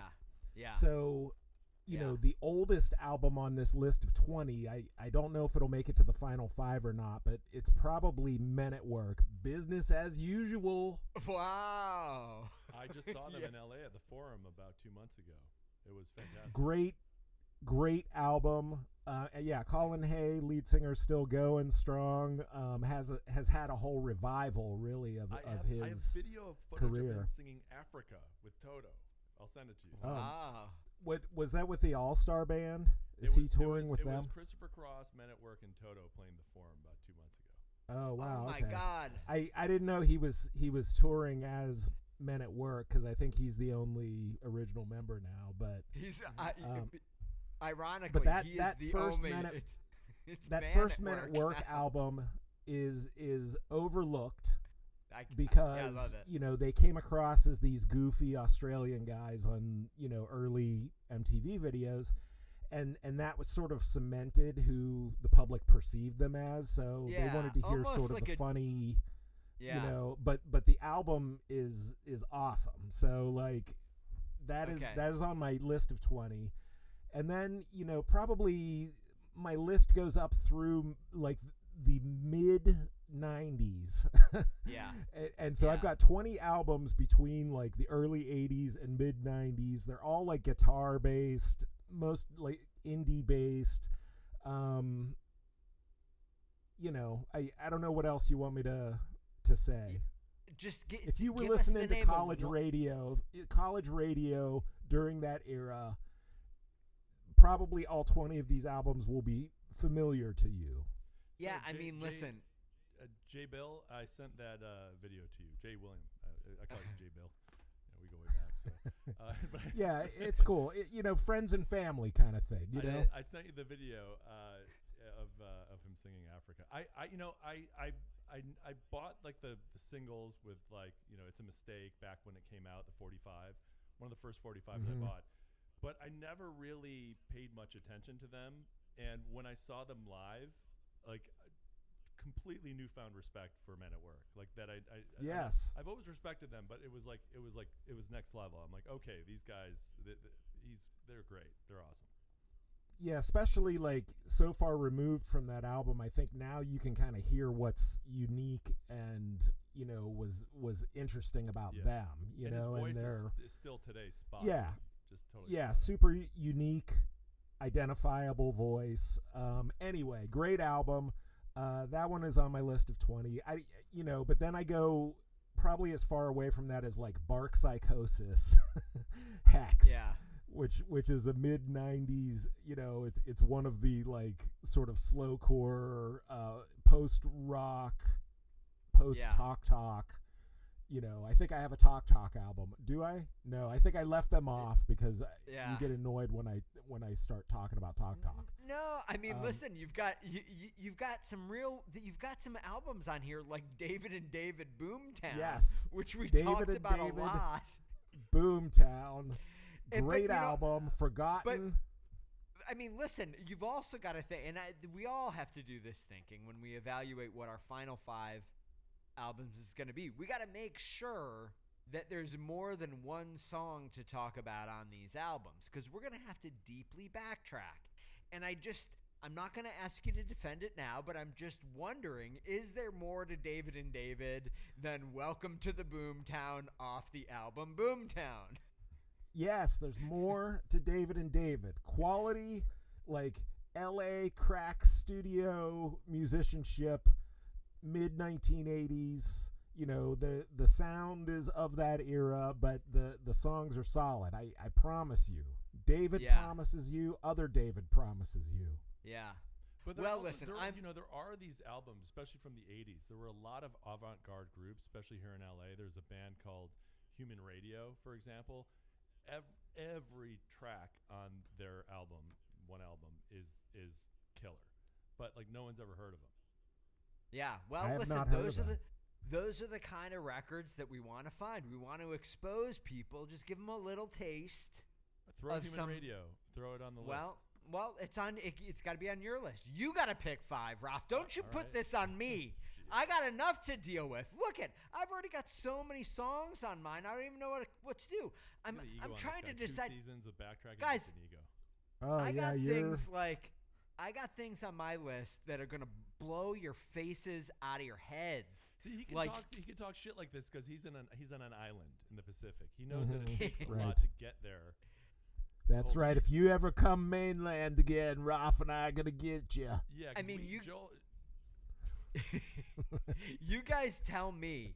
You guys tell me if you're gonna be able to handle when I put on the wheel. If I put it on the wheel. Okay. Just a little album you might have heard of called Candlemass: Tales of Creation. That's a Roth episode. Oh my lord. It is an epic kind of Nordic sludge metal concept album that will knock your socks off. And Not by the for way, me. the singer is very overweight and wears a monk's robe. Wait, So Candlemass I'm is just from Buffalo, aren't they? I think they're from Buffalo. I'm pretty sure Candlemass is from like Sweden. But anyway, we'll get into that when we backtrack it. We're not back. You guys are already pulled in. You can't get away from You some of asked these. us. You asked us to name our albums. What about when I throw on that list, if I throw on that list, Duran Duran, Seven and the Ragged Tiger? I'm in for that episode. I mean, or what about Iron Maiden, Seventh Son of a Seventh Son? That's a Roth episode. Iron Maiden goes concept and they go synth. Who would have thought? Or guys, I might even just put something on there like Willie Nelson, Shotgun Willie. Yeah. I was thinking about Classic. Cannibal Corpse, by the way, the lead singer's from Buffalo. But anyways. Willie Nelson's Shotgun Willie is this kind of boogie 1970s stony boogie country album that is just awesome. So, I've got stuff on there that I think people might have heard of, and they might kind of hold their nose at first, like Sting, the Soul Cages. But if you're willing to dive into what you think is kind of goofy, it is a terrific album, and I will explain it to you. It's Sting's Goofy album. Is that how you're Rafi? No, Raf, I know that you know the Soul Cages, and I saw your face when I said it. But the Soul Cages is my favorite Sting album by a country mile. No way. Dream of the Blue Turtles, baby. Dream of the Blue Turtles. Yeah. Now, I'm going to explain to you guys why you're wrong. And in doing it, your hearts are going to melt and you're going to think of Sting in a different way. All right, I would love to. If I do that album. There's You know, so many. backtracking, you know what it kind of does is it spreads love.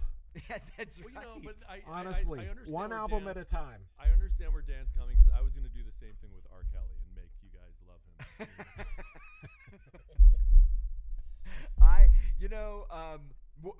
We don't have a lot of hip hop or R&B on any of our collective lists, but this is a pretty rangy set of bands that I think we all have. So anyway, we are going to have to winnow these lists down to just 5 albums each. That will be the content for season 3. So if you're out there listening, you know what you have to do. For God's sake, email us at backtrackingrocksrox@gmail.com. We will answer the email. Send us like the social media shit on Instagram or X. It's backtrackingrocksrox. You can just do any of those things. Tell us, are any of the albums that we've mentioned, are they good for next season, bad for next season? Are there albums we should be thinking of that we haven't? We want to hear all of that before we start next season, which leads us to the logical question, guys. When does season 3 begin? Where does season 2 end? Yeah, so I think is the first question. In the past, between season 1 and season 2, the final episode of the season will generally release in late November, early December, and then the new season starts on Christmas Eve. This year, for whatever scheduling reasons, our final episode. You fell and hit your head. Remember? That's right. That's right. We missed some weeks due to injury. Well, so you're blaming it on me, is what's happening. I'm not right blaming. now. I'm just That was an saying what accident. happened. It's the truth. It was just an accident. It could have happened to anybody. Now, so the final episode of backtracking this year is going to be releasing. You're not even going to believe it. It's going to be releasing very close to the first of the year. It is going to be releasing on the 30th of December. So you should look for season 3 to start in early March. We will post that. You look at the length of the episode. You go on your whatever you're listening to it on, and it's like, oh, it's an hour and 10 minutes, and then an hour and 10 minutes before midnight. Yeah. You start listen to it. Yeah. And you listen to it leading up to the new year. As the ball is dropping, you're listening to us, probably me weeping about my brackets because I guess that's probably going to be the final episode, right? Yeah. And no, that's this episode that we're recording today, right now. What? Right now? Yes. All right, but we're going to do that. So we'll announce the date on all of the social media. But it'll be in early March. We're gonna get this started. So get your requests in. Where's now, the Rob, list again? Where's the list? Because I want to add Run DMC, Raising Hell. You know what? When we're not recording, I'm gonna send you a link to the list, and then you can edit it. You can hone it into a steel, a special steel, like a samurai steel. Or a Damascus steel. I do want to see if we can get Anthony Michael Hall on the episode, though, too. Because I think it would be interesting with the names being so similar, going between them. And he's an 80s icon, so, we probably have a lot in common. We probably have a lot, to talk about. I think that we will to begin with. We could be related. You have 3 names each. It's really making me wonder. I'm gonna have to talk to my folks, and I want the truth. Do a Hall and Oates episode, and it will be Hall and Oates. See, this is the type of marketing gimmick you need to get seen and get cut through the noise these days in social media. It's true. Your appearance, Roth, your appearance in the finale was worth it for that joke. I want you to leave on a high note. So I want you to leave. I want you to leave right now. Get back to what you're doing for the day. That joke was a killer. You just trust me. Walk away. Okay. Just walk away. Just walk away. Rafi, thank you. We will see you again. They will hear you again in March. Goodbye. It's good to see you. Okay. J. William Hall. It was a real pleasure to have Roth and his jokes and everything else on here. But now it's time for us to get back to the hard work of figuring out what is your favorite American Music Club album. And so, to that end, we are going to go through your bracket right now. Right. Let's do it. You started us off. 60 Watt Silver Lining versus Candy Ass. 60 Watt Silver Lining won out. It did. The Ugly American versus Mercury. Mercury won out. Yeah, as much as I admire and enjoy The Ugly American, I mean, you're up against a juggernaut. Come on. Yeah, it's true. Songs of Love Live versus Music for Courage of Confidence. Songs of Love Live won out. Easy. Yeah. Brandon Street versus The Golden Age. You selected The Golden Age.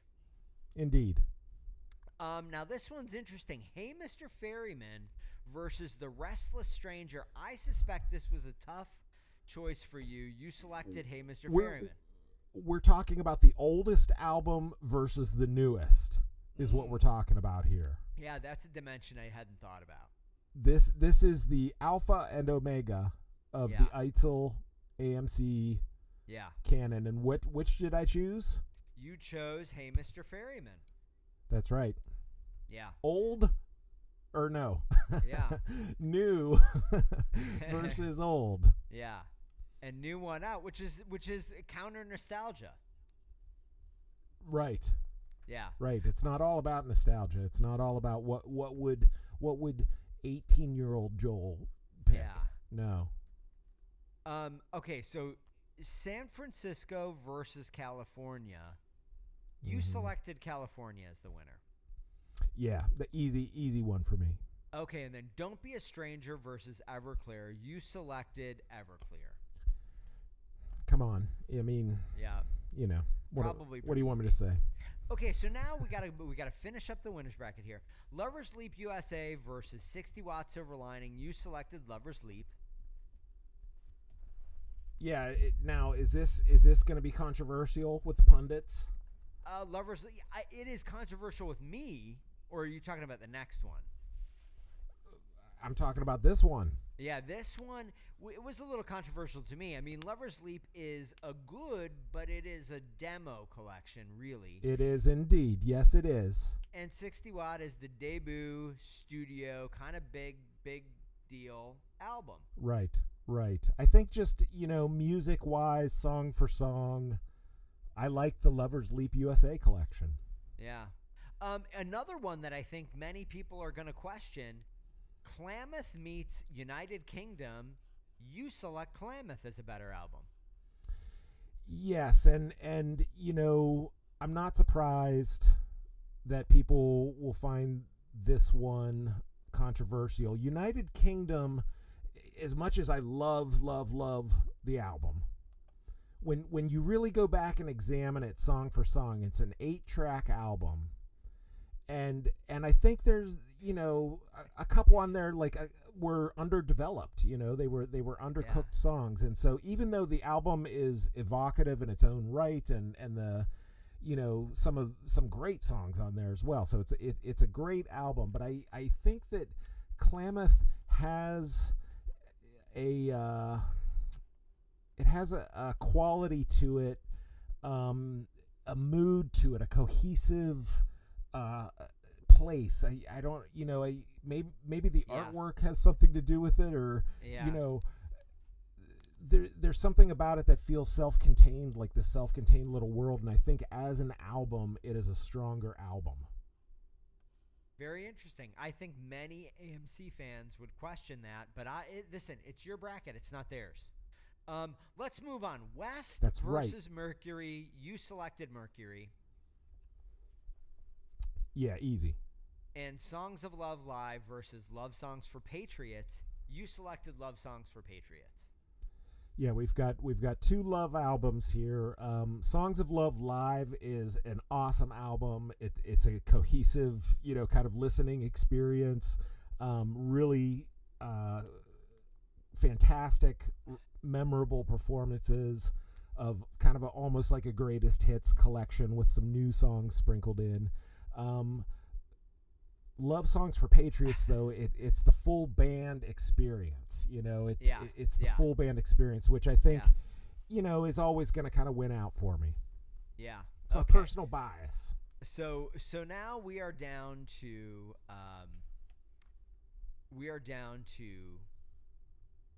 Caught in a Trap versus.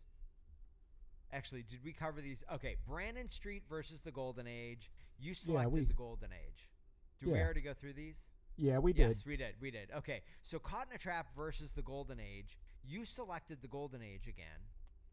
Yeah, and it could be, a little bit of recency bias, just, because we were just backtracking that one recently, and so it's more kind of on my brain, I guess. Hey, Mr. Ferryman versus The Invisible Man. You selected Hey, Mr. Ferryman. No surprise there. Now. Yeah, but, Invisible Man, also a great album. That was, tougher than it appears. Now, did we go over these? San Francisco versus California? Yes, California trounces San Francisco, in my opinion. Yeah, But this next one... is the one Engine versus California. This is a tough one. Yes. This is a really tough one. And, both of these albums are, masterpieces in my mind. And I know that for most AMC fans, it feels like California is regarded as the greatest. Yeah. And, I don't disagree. But for me personally, Engine was the one that I always reached for first. Yeah. Something so about Engine. So I took Engine over California. I don't know. Again, it might be because it feels like, it's a full band experience on both albums. I think California is a little quieter in places. It's still got Bad Liquor and somewhere, and it's got rockers on it as well. But I don't know. There's just something about Engine that always captured me, and song for song, I think I just like it better. So that's a tough one, but there it is. Yeah. Okay, so Everclear versus Super Hits International. You selected Everclear. Yeah, no surprise there. Rolling Stone magazine agrees, I believe. Now, Super Hits International, we are down to the losers bracket. Super Hits International and Candy Ass, you selected Super Hits International. Invisible Man versus the Ugly American, you selected the Invisible Man. Again, props to Ugly American, because I really did not expect to like that album, and I wound up liking it a lot. Well, I will tell you the bracket doesn't reflect that, but we'll just move on to the next I one. liked The Invisible Man more. As an album, I think it's a stronger, statement or whatever. Well, anyway. Caught in a Trap versus Music for Courage and Confidence, you select Caught in a Trap. Songs of Love Live versus Brannon Street, you select Songs of Love Live. West versus... props to Brannon Street, though, because there's some really good songs on that one, too. Yeah, also gets a participation trophy. West and The Restless Stranger, you select The Restless Stranger. Yeah. Now, United Kingdom versus San Francisco. This is a tough matchup. It is. It is a tough one. Now, I just justified dinging United Kingdom, but here I'm going to turn around and I'm going to say I like United Kingdom as a whole better than San Francisco as a whole. Yeah. Okay. So San Francisco is a bigger whole. It's a longer album, but I think they're the weaker tracks on that one weigh it down. Okay. Now, 60 Watt Silver Lining. We are going to get into this. It is against Don't Be a Stranger. Don't Be a Stranger wins. Surprising. Yeah, well, the impact, or the thing that happened over the course of this season, especially as we got into the Eitzel solo catalog, the deeper we got into that catalog, I felt like the albums in some ways became better and better and better, like as a cohesive album. And I feel like on 60 Watt, he's trying on a different thing and seeing how it fits. Yeah, and it's not my thing. And I think that's what, makes it fall in the bracket right here. All right, now J. William Hall, now is the time that you're going to have to make decisions in real time. And unlike with the best and worst songs, we're going to take this one all the way through its conclusion. You're just we're gonna do it. So are you We're gonna ready? find out my favorite album. Yeah, right. Here we now. go. Okay. All right. Lovers Leap USA versus Klamath. Who wins? What album is better? In the end, I'm gonna go with Klamath. Okay. Mercury. Even though I really like the charm, something about Lovers Leap USA I think is really cool. The whole idea of putting together these like demo collections and selling them as merch, like on tours, I think is just brilliant, and I think it's really cool that Eitzel has done that. At different he's got 4 or 5 of these kind of collections, and that was the first one, as I recall. So there's something charming about it. But anyway, I'm going with Klamath because it's more of a cohesive statement. Okay, now this one is going to be interesting. Mercury versus Love Songs for Patriots. Yeah, this one is difficult. How much do you like ancillary percussion? That does not define the album for me. I mean, Mercury has got some stone cold classics on it. Will you ever make Froome at your table? All right. I'm going with Love Songs for Patriots. Love Songs for wow. Okay, great. Yeah, and this is an album that I don't know. We talked about this is like the big comeback political album. They came back in a way that I thought was slightly different and ultimately more powerful than what I expected from that album. And you know, and it could be the times we live in now or whatever, but like some of the lyrics and the imagery of that album really like hit me in a hard way. And Mercury is of course a sentimental fave, but you know, we identified some problematic production choices when talking about that album. So I'm going to go with Love Songs for Patriots. Final answer. Okay. All right. The Golden Age versus Hey Mr. Ferryman. Eitzel solo. So we're talking about the versus the final AMC album versus the final, or to date, Eitzel solo album. Yeah. Goodness gracious. You know, maybe this is going to be a controversial pick. I'm going to go with Ferryman. Okay. That is another one that really surprised me. I think that, you know, the production of that album elevates it. It does.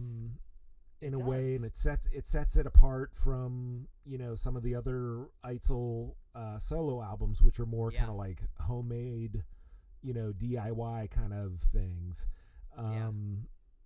So I'm going with Ferryman. I mean, that doesn't take away from the Golden Age, which I think is a really strong, great album. It's a shame that was the final thing that we heard from AMC in terms of a studio album. You know, it feels like half AMC a little bit. Yeah. All right. Well, listen. Great album, though. You've got to start. You got to clear your head because this one's going to be brutal. Engine versus Everclear. What is a better album? Engine versus Everclear. Dang. You know, so, you know, there have been times where both of these albums have been my favorite AMC album. Like the one that I'm like, this is the best one. Yeah. So this is really like, you know, number one versus number two. Yeah. That's what's happening right here. So now I'm going to get more academic about it because, you know, we backtracked both of these albums, right? Yeah. And I know where you're going. The thing that we learned, even though I don't think this is apparent, like upon listening to it, I think Engine is a remarkably cohesive sounding album. In reality, we know that it was painstakingly pieced together over many sessions, many different players. You know, I mean, I think it's a beautiful album, incredible songs. Everclear has more of a cohesive. It has that world building quality to it. It's got Caffin in there, you know, with the pedal steel. You know, their sound really cohered, you know, into you know, something really, you know, cohesive, I guess, and unique, you know, and it was, you know, if only for a flicker of a moment, it was recognized, you know, by the biggest music publication in the country, you know. I'm going to go with Everclear, and I'm going to hate myself forever. Yeah, okay. Well, there it is. There it is. I mean, listen, there's still the losers bracket. Speaking of which, we got to make some progress in it. So, California is facing off against Super Hits International. Oh, California. Yeah. No, okay. You know, no offense to Super Hits International, which is a really charming album, but yeah, come on. California. Stone Cold classic. Invisible Man versus Caught in a Trap. I'm going to go with Invisible Man on this one, which, you know, is kind of like, you know, the Eitzel DIY album. It's more electronic leaning, but again, more cohesive as a listening experience. I think Caught in a Trap felt a little scattershot to me. It was pieced together from different sources. All right, Songs of Love live versus The Restless Stranger. Tough one. Yeah, The Restless Stranger, as much as I appreciate it, and that there are songs that I love on it, but it's kind of an odd sounding album in this day and age, I guess. Again, kind of cobbled together, it's all over the place stylistically. I'm going to go with Songs of Love live as a cohesive album listening experience. Okay. All right. Now, United Kingdom versus Don't Be a Stranger.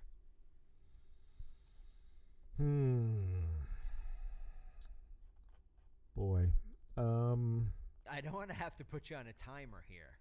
All right. United Kingdom. Okay. All right. Yeah. So, listen, we're making our way through this losers bracket. It is hard for me to believe that you got another killer matchup here, but you do. Mercury versus California. I'm going with California. That one is not as difficult for me. Okay. Lovers Leap USA versus The Invisible Man.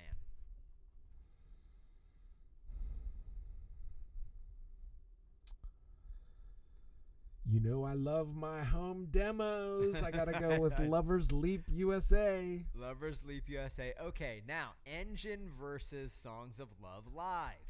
Engine. Oof. Engine, all right. And then The Golden Age versus United Kingdom. Ooh.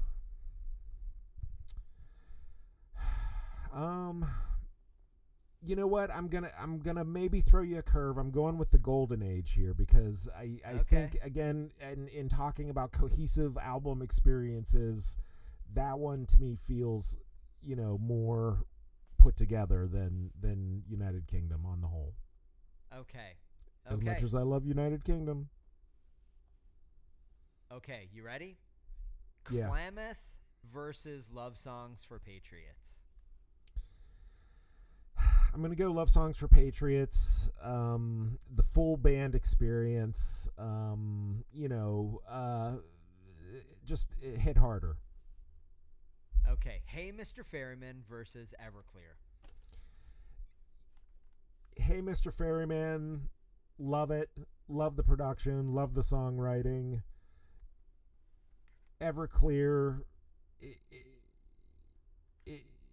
it may be unstoppable. I'm going with Everclear.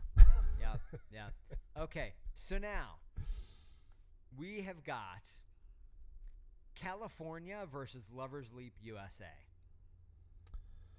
California, yeah. Okay. Engine versus The Golden Age.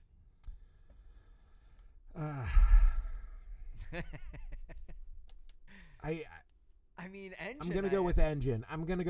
I have to.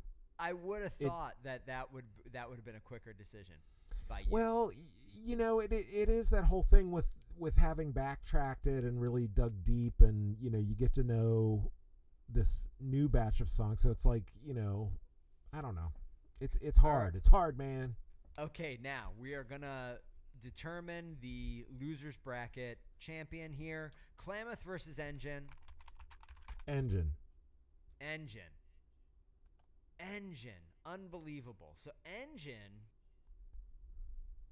is going to be the losers bracket champion.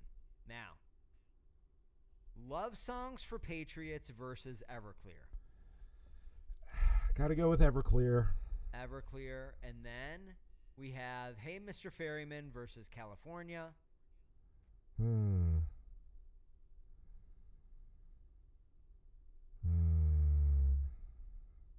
I'm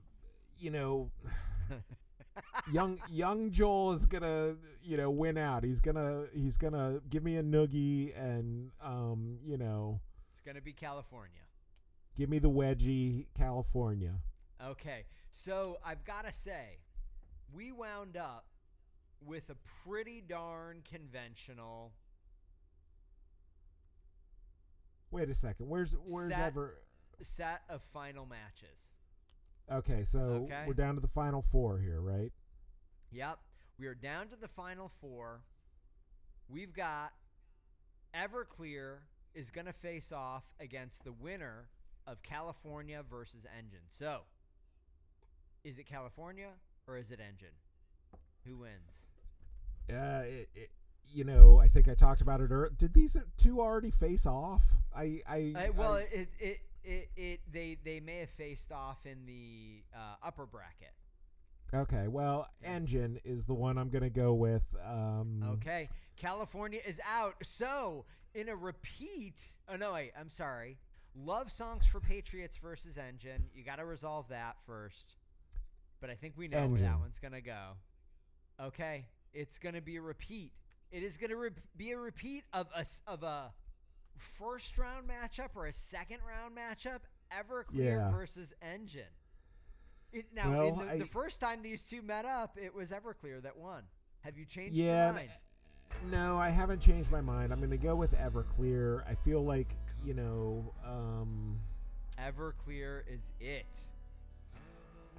I talked about it at length the first time. I love both of these albums. They've both been my favorite AMC albums. I'm definitely, I'm gonna lean AMC versus Eitzel solo. That's just, them's my roots. Yeah. So, I'm still learning these newer albums. I will say it was a pretty convention. Love Songs for Patriots was in there. But other than that, we had, kind of the final 4 here were Love Songs for Patriots, California, Engine, and Everclear. So I would say that the only surprise in there was Love Songs for Patriots. And I'll check back with me in 5 years, That's right. Once I've had time to absorb these newer to me albums. I may be able to. It may be 5 years by the end of this episode. We'll That's just true. check back then. That's true. All right. Okay. I gotta get to my album bracket. Yes. I'm gonna whip through it. So Brandon Street versus San Francisco. San Francisco wins. Songs of Love Live versus Love Songs for Patriots. Songs of Love Live wins. Love. First round matchup that's brutal. Mercury versus California. California wins for me. Don't Be a Stranger versus United Kingdom. United Kingdom wins. Engine versus West. That's an easy win for Engine. Music for Courage and Confidence versus Lover's Leap. Lover's Leap wins. Everclear versus Super Hits. Everclear wins. Now we've got Invisible Man versus San Francisco. San Francisco just walks through that one. Golden Age versus Hey Mr. Ferryman. This was a very difficult one, and again, we had this parody that I think you saw in your bracket. Ferryman versus Golden Age. I think Ferryman is a great album, but Golden Age, for me, wins out. Klamath versus Songs of Love Live. I select Songs of Love Live. The Restless Stranger versus California. California wins. Candy Ass versus United Kingdom. United Kingdom walks all over Candy Ass. Engine versus 60 Watt. Engine wins for me. Yes. Now we've got Caught in a Trap versus Lover's Leap. Caught in a Trap wins. Everclear versus The Ugly American. As much as I think The Ugly American is kind of a fun experiment, Everclear just, was an easy win. Okay. Juggernaut. So now we've got some losers bracket action to talk about. Ugly American versus Brandon Street. Brandon Street wins. 60 Watt versus Love Songs for Patriots. Patriots wins. Mercury versus Candy Ass. Mercury wins. Restless Stranger versus Don't Be a Stranger. Don't Be a Stranger wins for me. Yeah, I am not a huge fan of the Restless Stranger ultimately. Klamath versus West. Klamath wins. Hey Mr. Ferryman versus Music for Courage and Confidence. Easy win for Ferryman. Invisible Man versus Super Hits. Super Hits wins. Now I'm going to talk about more upper bracket action and get into my decision making. The Invisible Man versus San Francisco. San Francisco wins. Golden Age versus Hey Mr. Ferryman. Hey Mr. Ferryman wins. And now San Francisco versus the Golden Age. Ooh, this is the live one. You got to do this live. San Francisco versus the Golden Age. Go. This is really tough because I feel like they're similar albums in a lot of ways. I feel ya. God. I think I'm going to pick San Francisco. But it's very close. That is a very close that's very close. Okay, Songs of Love Live. Klamath versus Songs of Love Live. Songs of Love Live wins. California versus The Restless Stranger. California wins. And then California versus Songs of Love Live. For me, Songs of Love Live wins. Whoa. Yeah. Whoa. And you know what? It wasn't super close for me.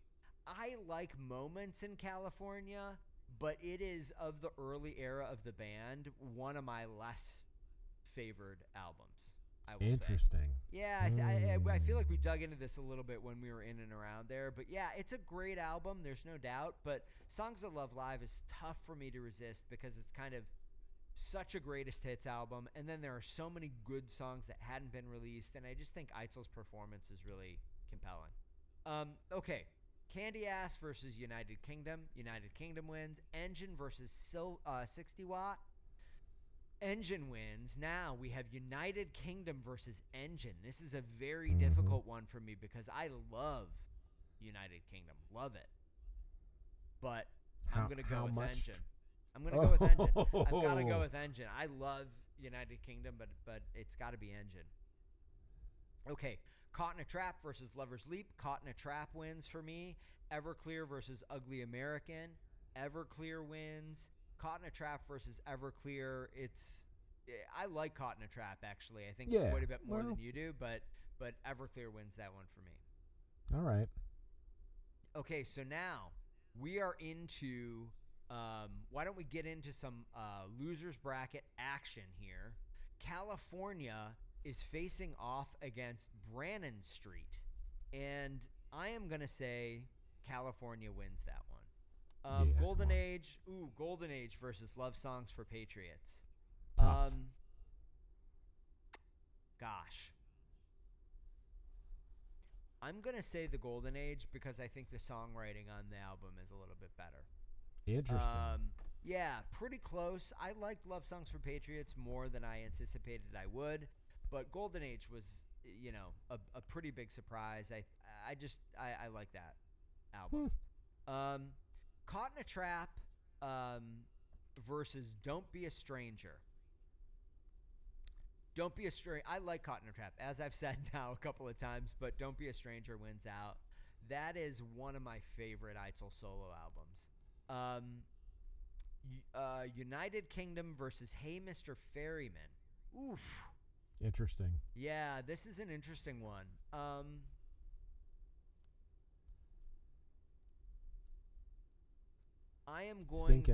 gonna go with United Kingdom, but it's actually pretty close. Pretty close. That was a toss up. All right, now Don't Be a Stranger versus United Kingdom. That is less of a toss up for me than Ferryman was in the last round. United Kingdom wins that one pretty handily. California versus the Golden Age. I think I'm going to surprise you here. Golden Age. Ooh. Yeah. And that was a pretty easy one for me. Okay, now Everclear versus Engine. Similar face off to what you saw in your final, in your championship game. I pick Everclear pretty quickly. San Francisco versus Songs of Love. Songs of Love Live wins. Whoa. Yeah. Okay. Time to do a little bit of damage here. You ready? San Francisco versus United Kingdom.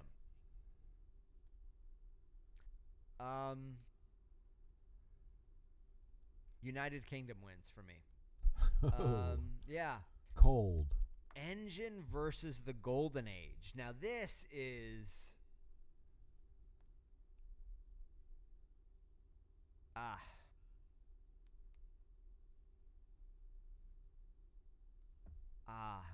You know what I'm thinking about right now is primarily the couple of songs on the Golden Age that I disliked. They really went into that kind of AM rock direction on that in a couple of spots. They did. I'm gonna pick Engine, but it's very close matchup. Okay, all right, you ready? Yeah. Let's do it. We are gonna name the champion here. Engine versus United Kingdom. How do you even make this decision? I'm going to pick Engine. Now, I think it's the right choice. Everclear versus Songs of Love. I'm picking Everclear. And Songs of Love versus Engine. I am going to pick Songs of Love. Whoa. So I have a final that is Everclear versus Songs of Love. I know the answer here. It is the same answer that you arrived at. Everclear wins. Both of our favorite AMC albums are Everclear. You know, the thing I ask myself is, though, is this truly a fair assessment? Now you're putting the system on trial. It's just that we have this baked in bias, that we've loved this album for so long. It's true. It's true. So well, so deeply, and then we're putting it up against these albums that we're listening to for, the first time. Okay, so I'm going to tell you what really differentiates. I like the tone of Everclear, everything else. I think one of the issues with Everclear ultimately is that it is a pretty concise album, and it's consistently great. And I think that they go through an era with like San Francisco, Mercury, and then the Eitzel solo records, I do think kind of are quite circuitous for quite a number of years, and in my humble opinion, don't really get very good until kind of Klamath, actually, and then I think it's like a positive trajectory up for the rest of his solo career time, but AMC I think has kind of a period of time where the albums are really inconsistent and long. If they were like cut down a little bit, I think they would have been stronger. But Everclear is just well, luckily tight, for you and for the listeners, if you go back to backtracking those particular episodes, you'll hear J. William Hall's retracking of the albums, more concise, whittled down to the perfect 10. Yes. No, it's great. It's great. All right, listen, we're spending a lot of time, so we got to get through. These are the toughest brackets, in my opinion. I am going to start with my worst. I am going to start with my worst bracket, and you can actually, this is going to be the best bracket. I'm going to start with the best bracket here. So right now, worst song, winner's bracket, worst song for Dan. Ain't No Sunshine versus Then It Really Happens. So this is which do you like less? Less. I like Ain't No Sunshine less. Okay. Seeing Eye Dog versus Ronald Cole Was a Rock Star. I like Seeing Eye Dog less. Okay. Mr. Lucky versus Just Because. I like Mr. Lucky less. And One Step Ahead versus Guitar Lover. I like One Step Ahead less. You've got it out for that song. It is, again, it's a little bit earwormy, but and so I kind of remember the things that I don't like about it. That's what Guitar Lover has kind of going for it. It's not like front of mind. You know what I mean? Right.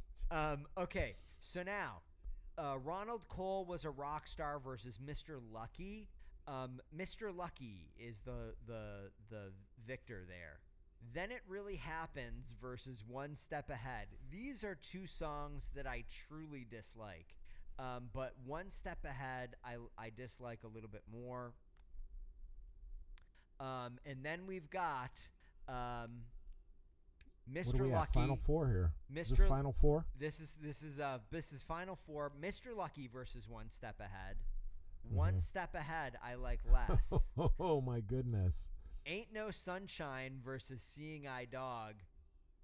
I like Seeing Oh, Eye Dog come on. less. No. Yeah. Yep. No. I like Seeing Eye Dog less. I do not like the Ain't No Sunshine version, but I think it works a little bit better than Seeing Eye Dog. So we've got Ain't No Sunshine versus One Step Ahead. One Step Ahead wins that matchup. I'm actually not surprised anymore. And I'm gonna go with Seeing Eye Dog versus One Step Ahead. My least favorite AMC or Eitzel song is One Step Ahead. That is the song that I like least. Hard disagree. You hard disagree, you do, huh? Well, partial disagree, but you do you. Okay. Well, listen, you're gonna have an opportunity here. You are gonna have an opportunity here. This is not an opportunity I relish. This is... You're going to have the opportunity. Are you ready to go through it? I'm as ready as I will be. Okay. I'll Be Seeing You versus Then It Really Happens. Which is a worse song in your opinion? I'll Be Seeing You. I'll Be Seeing You. Okay. Cove versus Successes.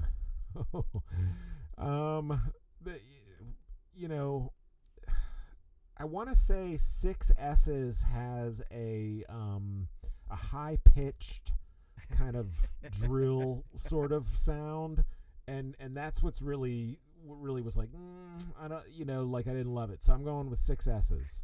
Okay.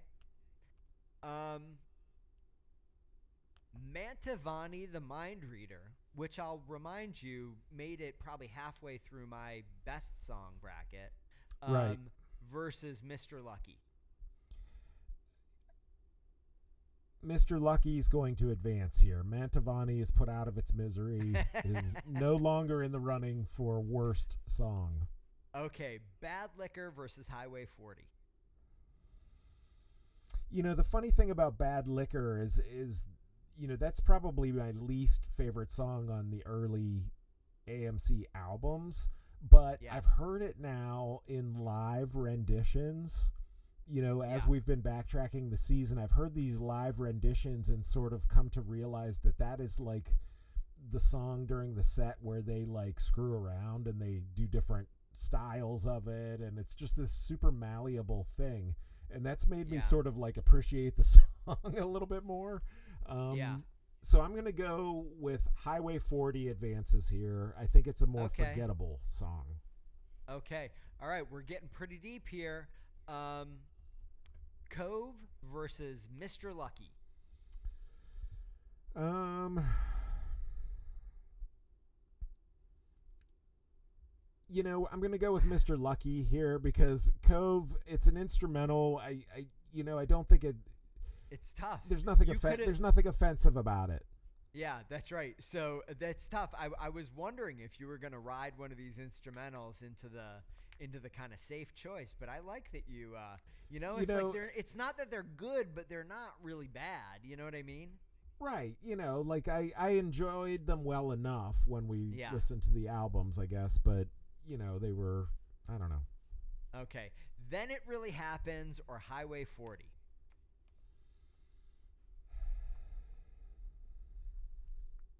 There's some marimba. There's some vibraphone.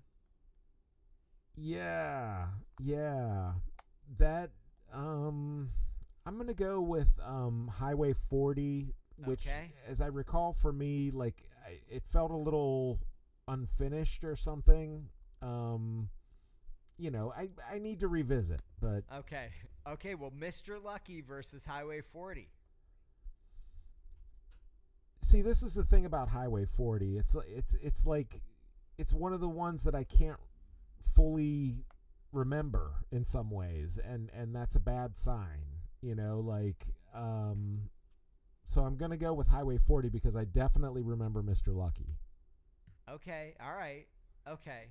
So, now, I'll Be Seeing You versus Six S's.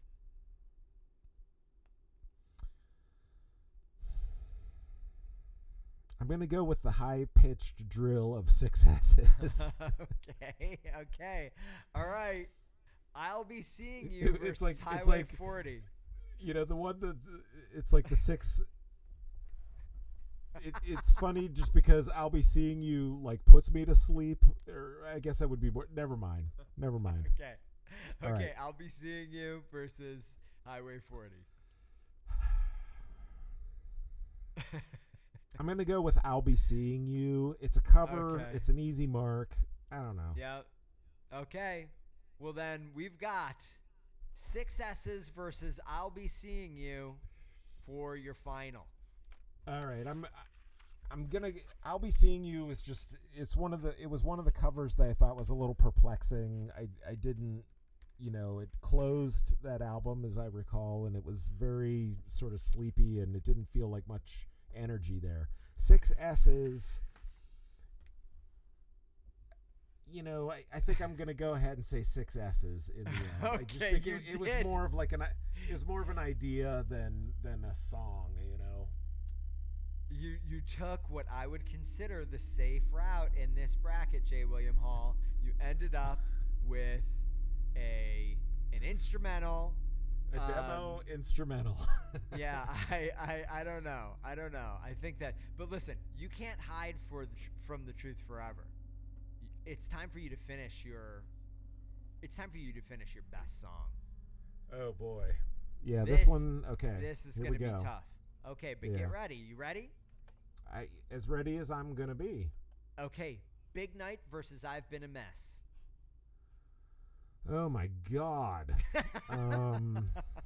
I've Been a Mess is such a classic. I mean, he still plays I've Been a Mess. And I don't know that they ever play Big Night. That's just it. It's like I've Been a Mess is, I'm not going to lie. Big Night, as I've said, that would be my track one of any mixtape. It has definitely been my favorite AMC song at some point in the past. One of my favorite songs of all time it has been. Yeah. But when we're talking about song craft, I feel like I've Been a Mess is pretty perfect, like yeah. and it's such a strong performance by each member of the band, what I would consider to be sort of the classic lineup of the band, and they all shine. And what are you gonna do? Oh here? my God! I'm gonna go with I've Been a Mess. I've talked myself into it. I can't believe you picked I've Been a Mess. I know. God, it's like. There you go, though. There it is. Yeah, Right. 18-year-old Joel is just flipping out right now. All right, What Good Is Love versus The Stars? What Good Is Love is, I think, a unheralded gem of a song. Not very prominently released, although I think there's a really lovely version of it on Ugly American with the Greek instrumentation. But The Stars is a song that we heard out of order. We heard the solo version. Are you gonna blame me for something? No. I'm going to say what's interesting is that that was the first version of the song that I heard, and I really loved it. Like when I heard it, and then I was like, oh, I can't wait to hear, what AMC did with it, and they really did their, it's their own version of it, and it's great. So I'm gonna go with The Stars. Wow. Okay, there it is. Okay, so now we've got Highway 5 versus Jesus Hands.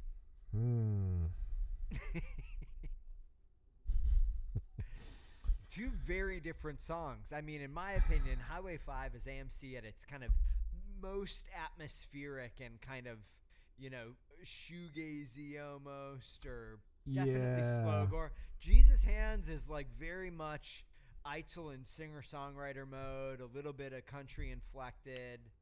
Right. The alternative. It's great performance. I'm gonna go with Highway 5. Highway 5. Yeah, just as like an early kind of arty kind of masterpiece. Okay, and then An Answer versus Xmas Light Spin. This one I'm going with An Answer. That one Yep. is pretty straightforward for me.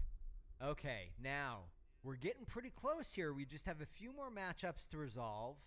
What Good Is Love versus Highway 5?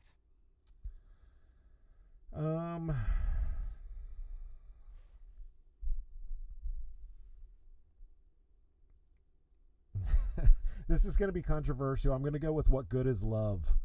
Wow, I did not see that coming. That is controversial. Okay.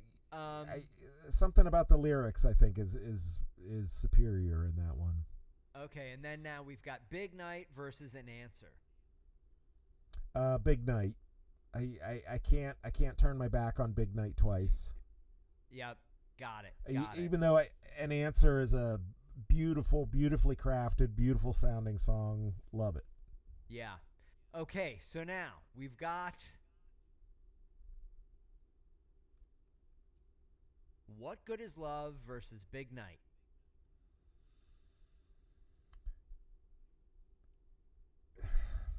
Nostalgia is going to win out. I'm going to go with Big Night.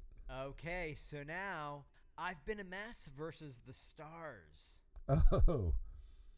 Oh man.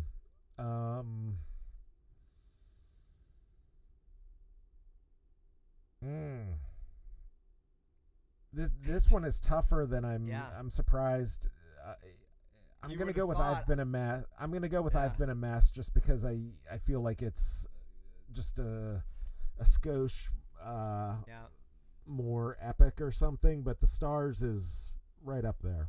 Yeah, all right. So I think this one is going to be easier than the last one, but I'm interested to hear what you have to say. The Stars versus Big Night. Great songs both.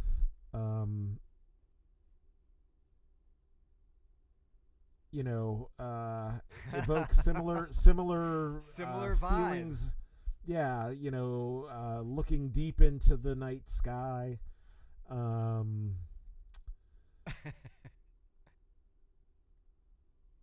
gonna go with Big Night. I don't want young Jay William to. Okay, you're gonna have to do it again. I've Been a Mess versus Big Night. Well, for the reasons that I stated earlier, I'm gonna stay consistent. I'm gonna go with I've Been a Mess.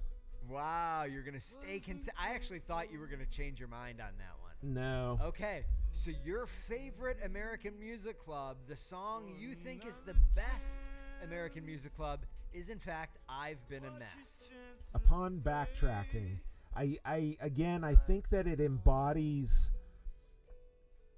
each member of the band. It's such a strong band performance. It's a top Eitzel performance. It's an incredible lyric. The way the music and the lyric combine and kind of rise and fall emotionally. Just it's a perfect 10. I've Been a Mess. I wouldn't have predicted that as being my favorite song at the beginning of backtracking, but it won out fair and square. I think you can't argue with science. I think it's interesting, but I can't put this off any longer. I've got to do my favorite song. That's right. So let's get to it. Let's get into it. We all have to find our own way out versus aspirin. You know what? We all have to find our own way out is a song that I love. I'm delighted that I discovered upon backtracking. I hadn't heard the record before, but I've got to say Aspirin, I think, is one of the most underrated songs in Eitzel's catalog. It does not show up, I think, for most people anywhere as, one of the kind of top obvious songs, but I think it's really good. Okay. Johnny Mathis Feet and Blue and Gray Shirt. That's rough. I'm gonna go with Johnny Mathis feat. Yeah, I love Blue and Gray Shirt. I think it's a great song, but I think Johnny Mathis feat definitely belongs in the highest chorus of Angels. It's pronounced Johnny Mathis's feet. I think it's just Johnny Mathis. Okay, so Nothing Can Bring Me Down off of Songs of Love Live and Royal Cafe. I'm going to pick Royal Cafe, which hurts me a little bit, Wow, but I'm going to do it. That's a surprise for me. Yeah, I think Royal Cafe, I think that I probably penalize Nothing Can Bring Me Down because I think it is the best version of the song in his recorded catalog. I still think there is somewhere out there a band version of that song that would be spectacular. Maybe a live version? I don't know. Or maybe it just has yet to be recorded. Maybe it's coming. Okay, Big Night versus What Holds the World Together. Oof. Oh my God, this is a tough one for me.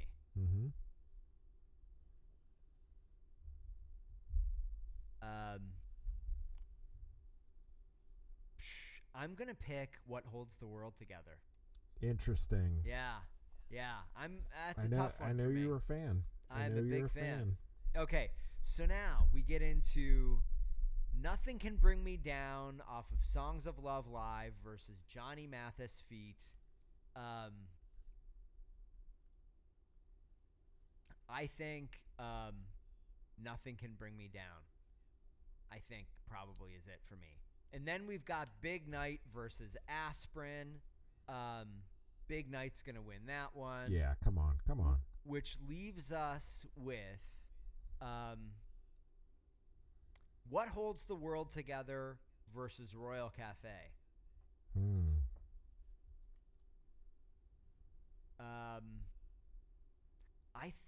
God, this is so difficult.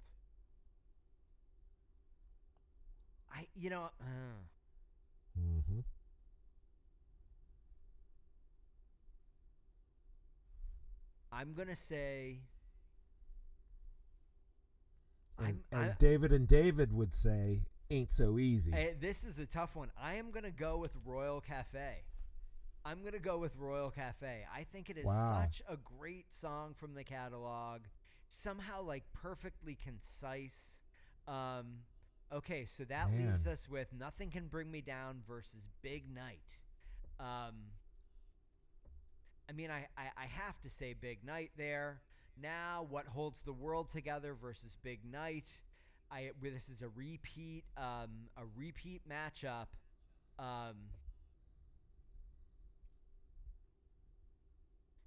So I've got to stick with it. What Holds the World Together, which leaves me with What Holds the World Together versus Royal Cafe. Wow. And I feel like I already did this matchup, but I'm thinking about I don't even know what I did. I can't even remember. I must have picked Royal Cafe. But how could I have done that? Because What Holds the World Together is what do you like about these two songs? Yeah. Well, Royal Cafe is like it's like a classic road song in my head. It's Eitzel in a melancholic mode, which I really like. It's kind of upbeat, but there's a little bit of a lilt of melancholy, a sense of impermanence. I really like that, and I feel like the music kind of lifts it, makes it feel a little upbeat, like great road music. You could put this on a road trip mixtape for a friend, and it would fit. It wouldn't bring it down at all. It could sit in there along with a bunch of big road songs. Get your motor running. Yeah, you could probably have this on that. Yeah. But and that's a little bit unique in the Eitzel catalog. But What Holds the World Together is Eitzel in his most kind of pure, raw emotion, but I like the abstraction in the lyrics. I like that this isn't, I've Been a Mess is so kind of, it's so on the nose. You know what I mean? It is. It is very direct. Yes. I, the singer, have been a mess. But still has some very poetic, verses and whatnot. I mean, what holds the world together is, I think, similar in a way to I've Been a Mess. These sort of showstopper. It is a similar kind of song. Yeah, what I like about it, big singing moments. It's a crooner, it's a cruller. No, but I think it's a Berliner. I think what holds the world together so unique is it articulates that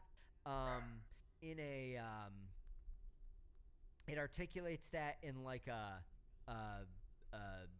indirect way, in a somewhat indirect way, which I appreciate. But I am gonna go with What Holds the World. Holds the world together. I am gonna go with What Holds the World Together, and then Royal Cafe. Yeah. So What Holds the World Together is the winner. That's your champion. Yeah. But interesting. It's so close. It's very close. Both of our favorite songs did not come off of our favorite albums. Yeah, that is true. That is pretty interesting. Well, I think it speaks to the quality throughout the catalog. Yeah. There's so much in the catalog that you can kind of get into.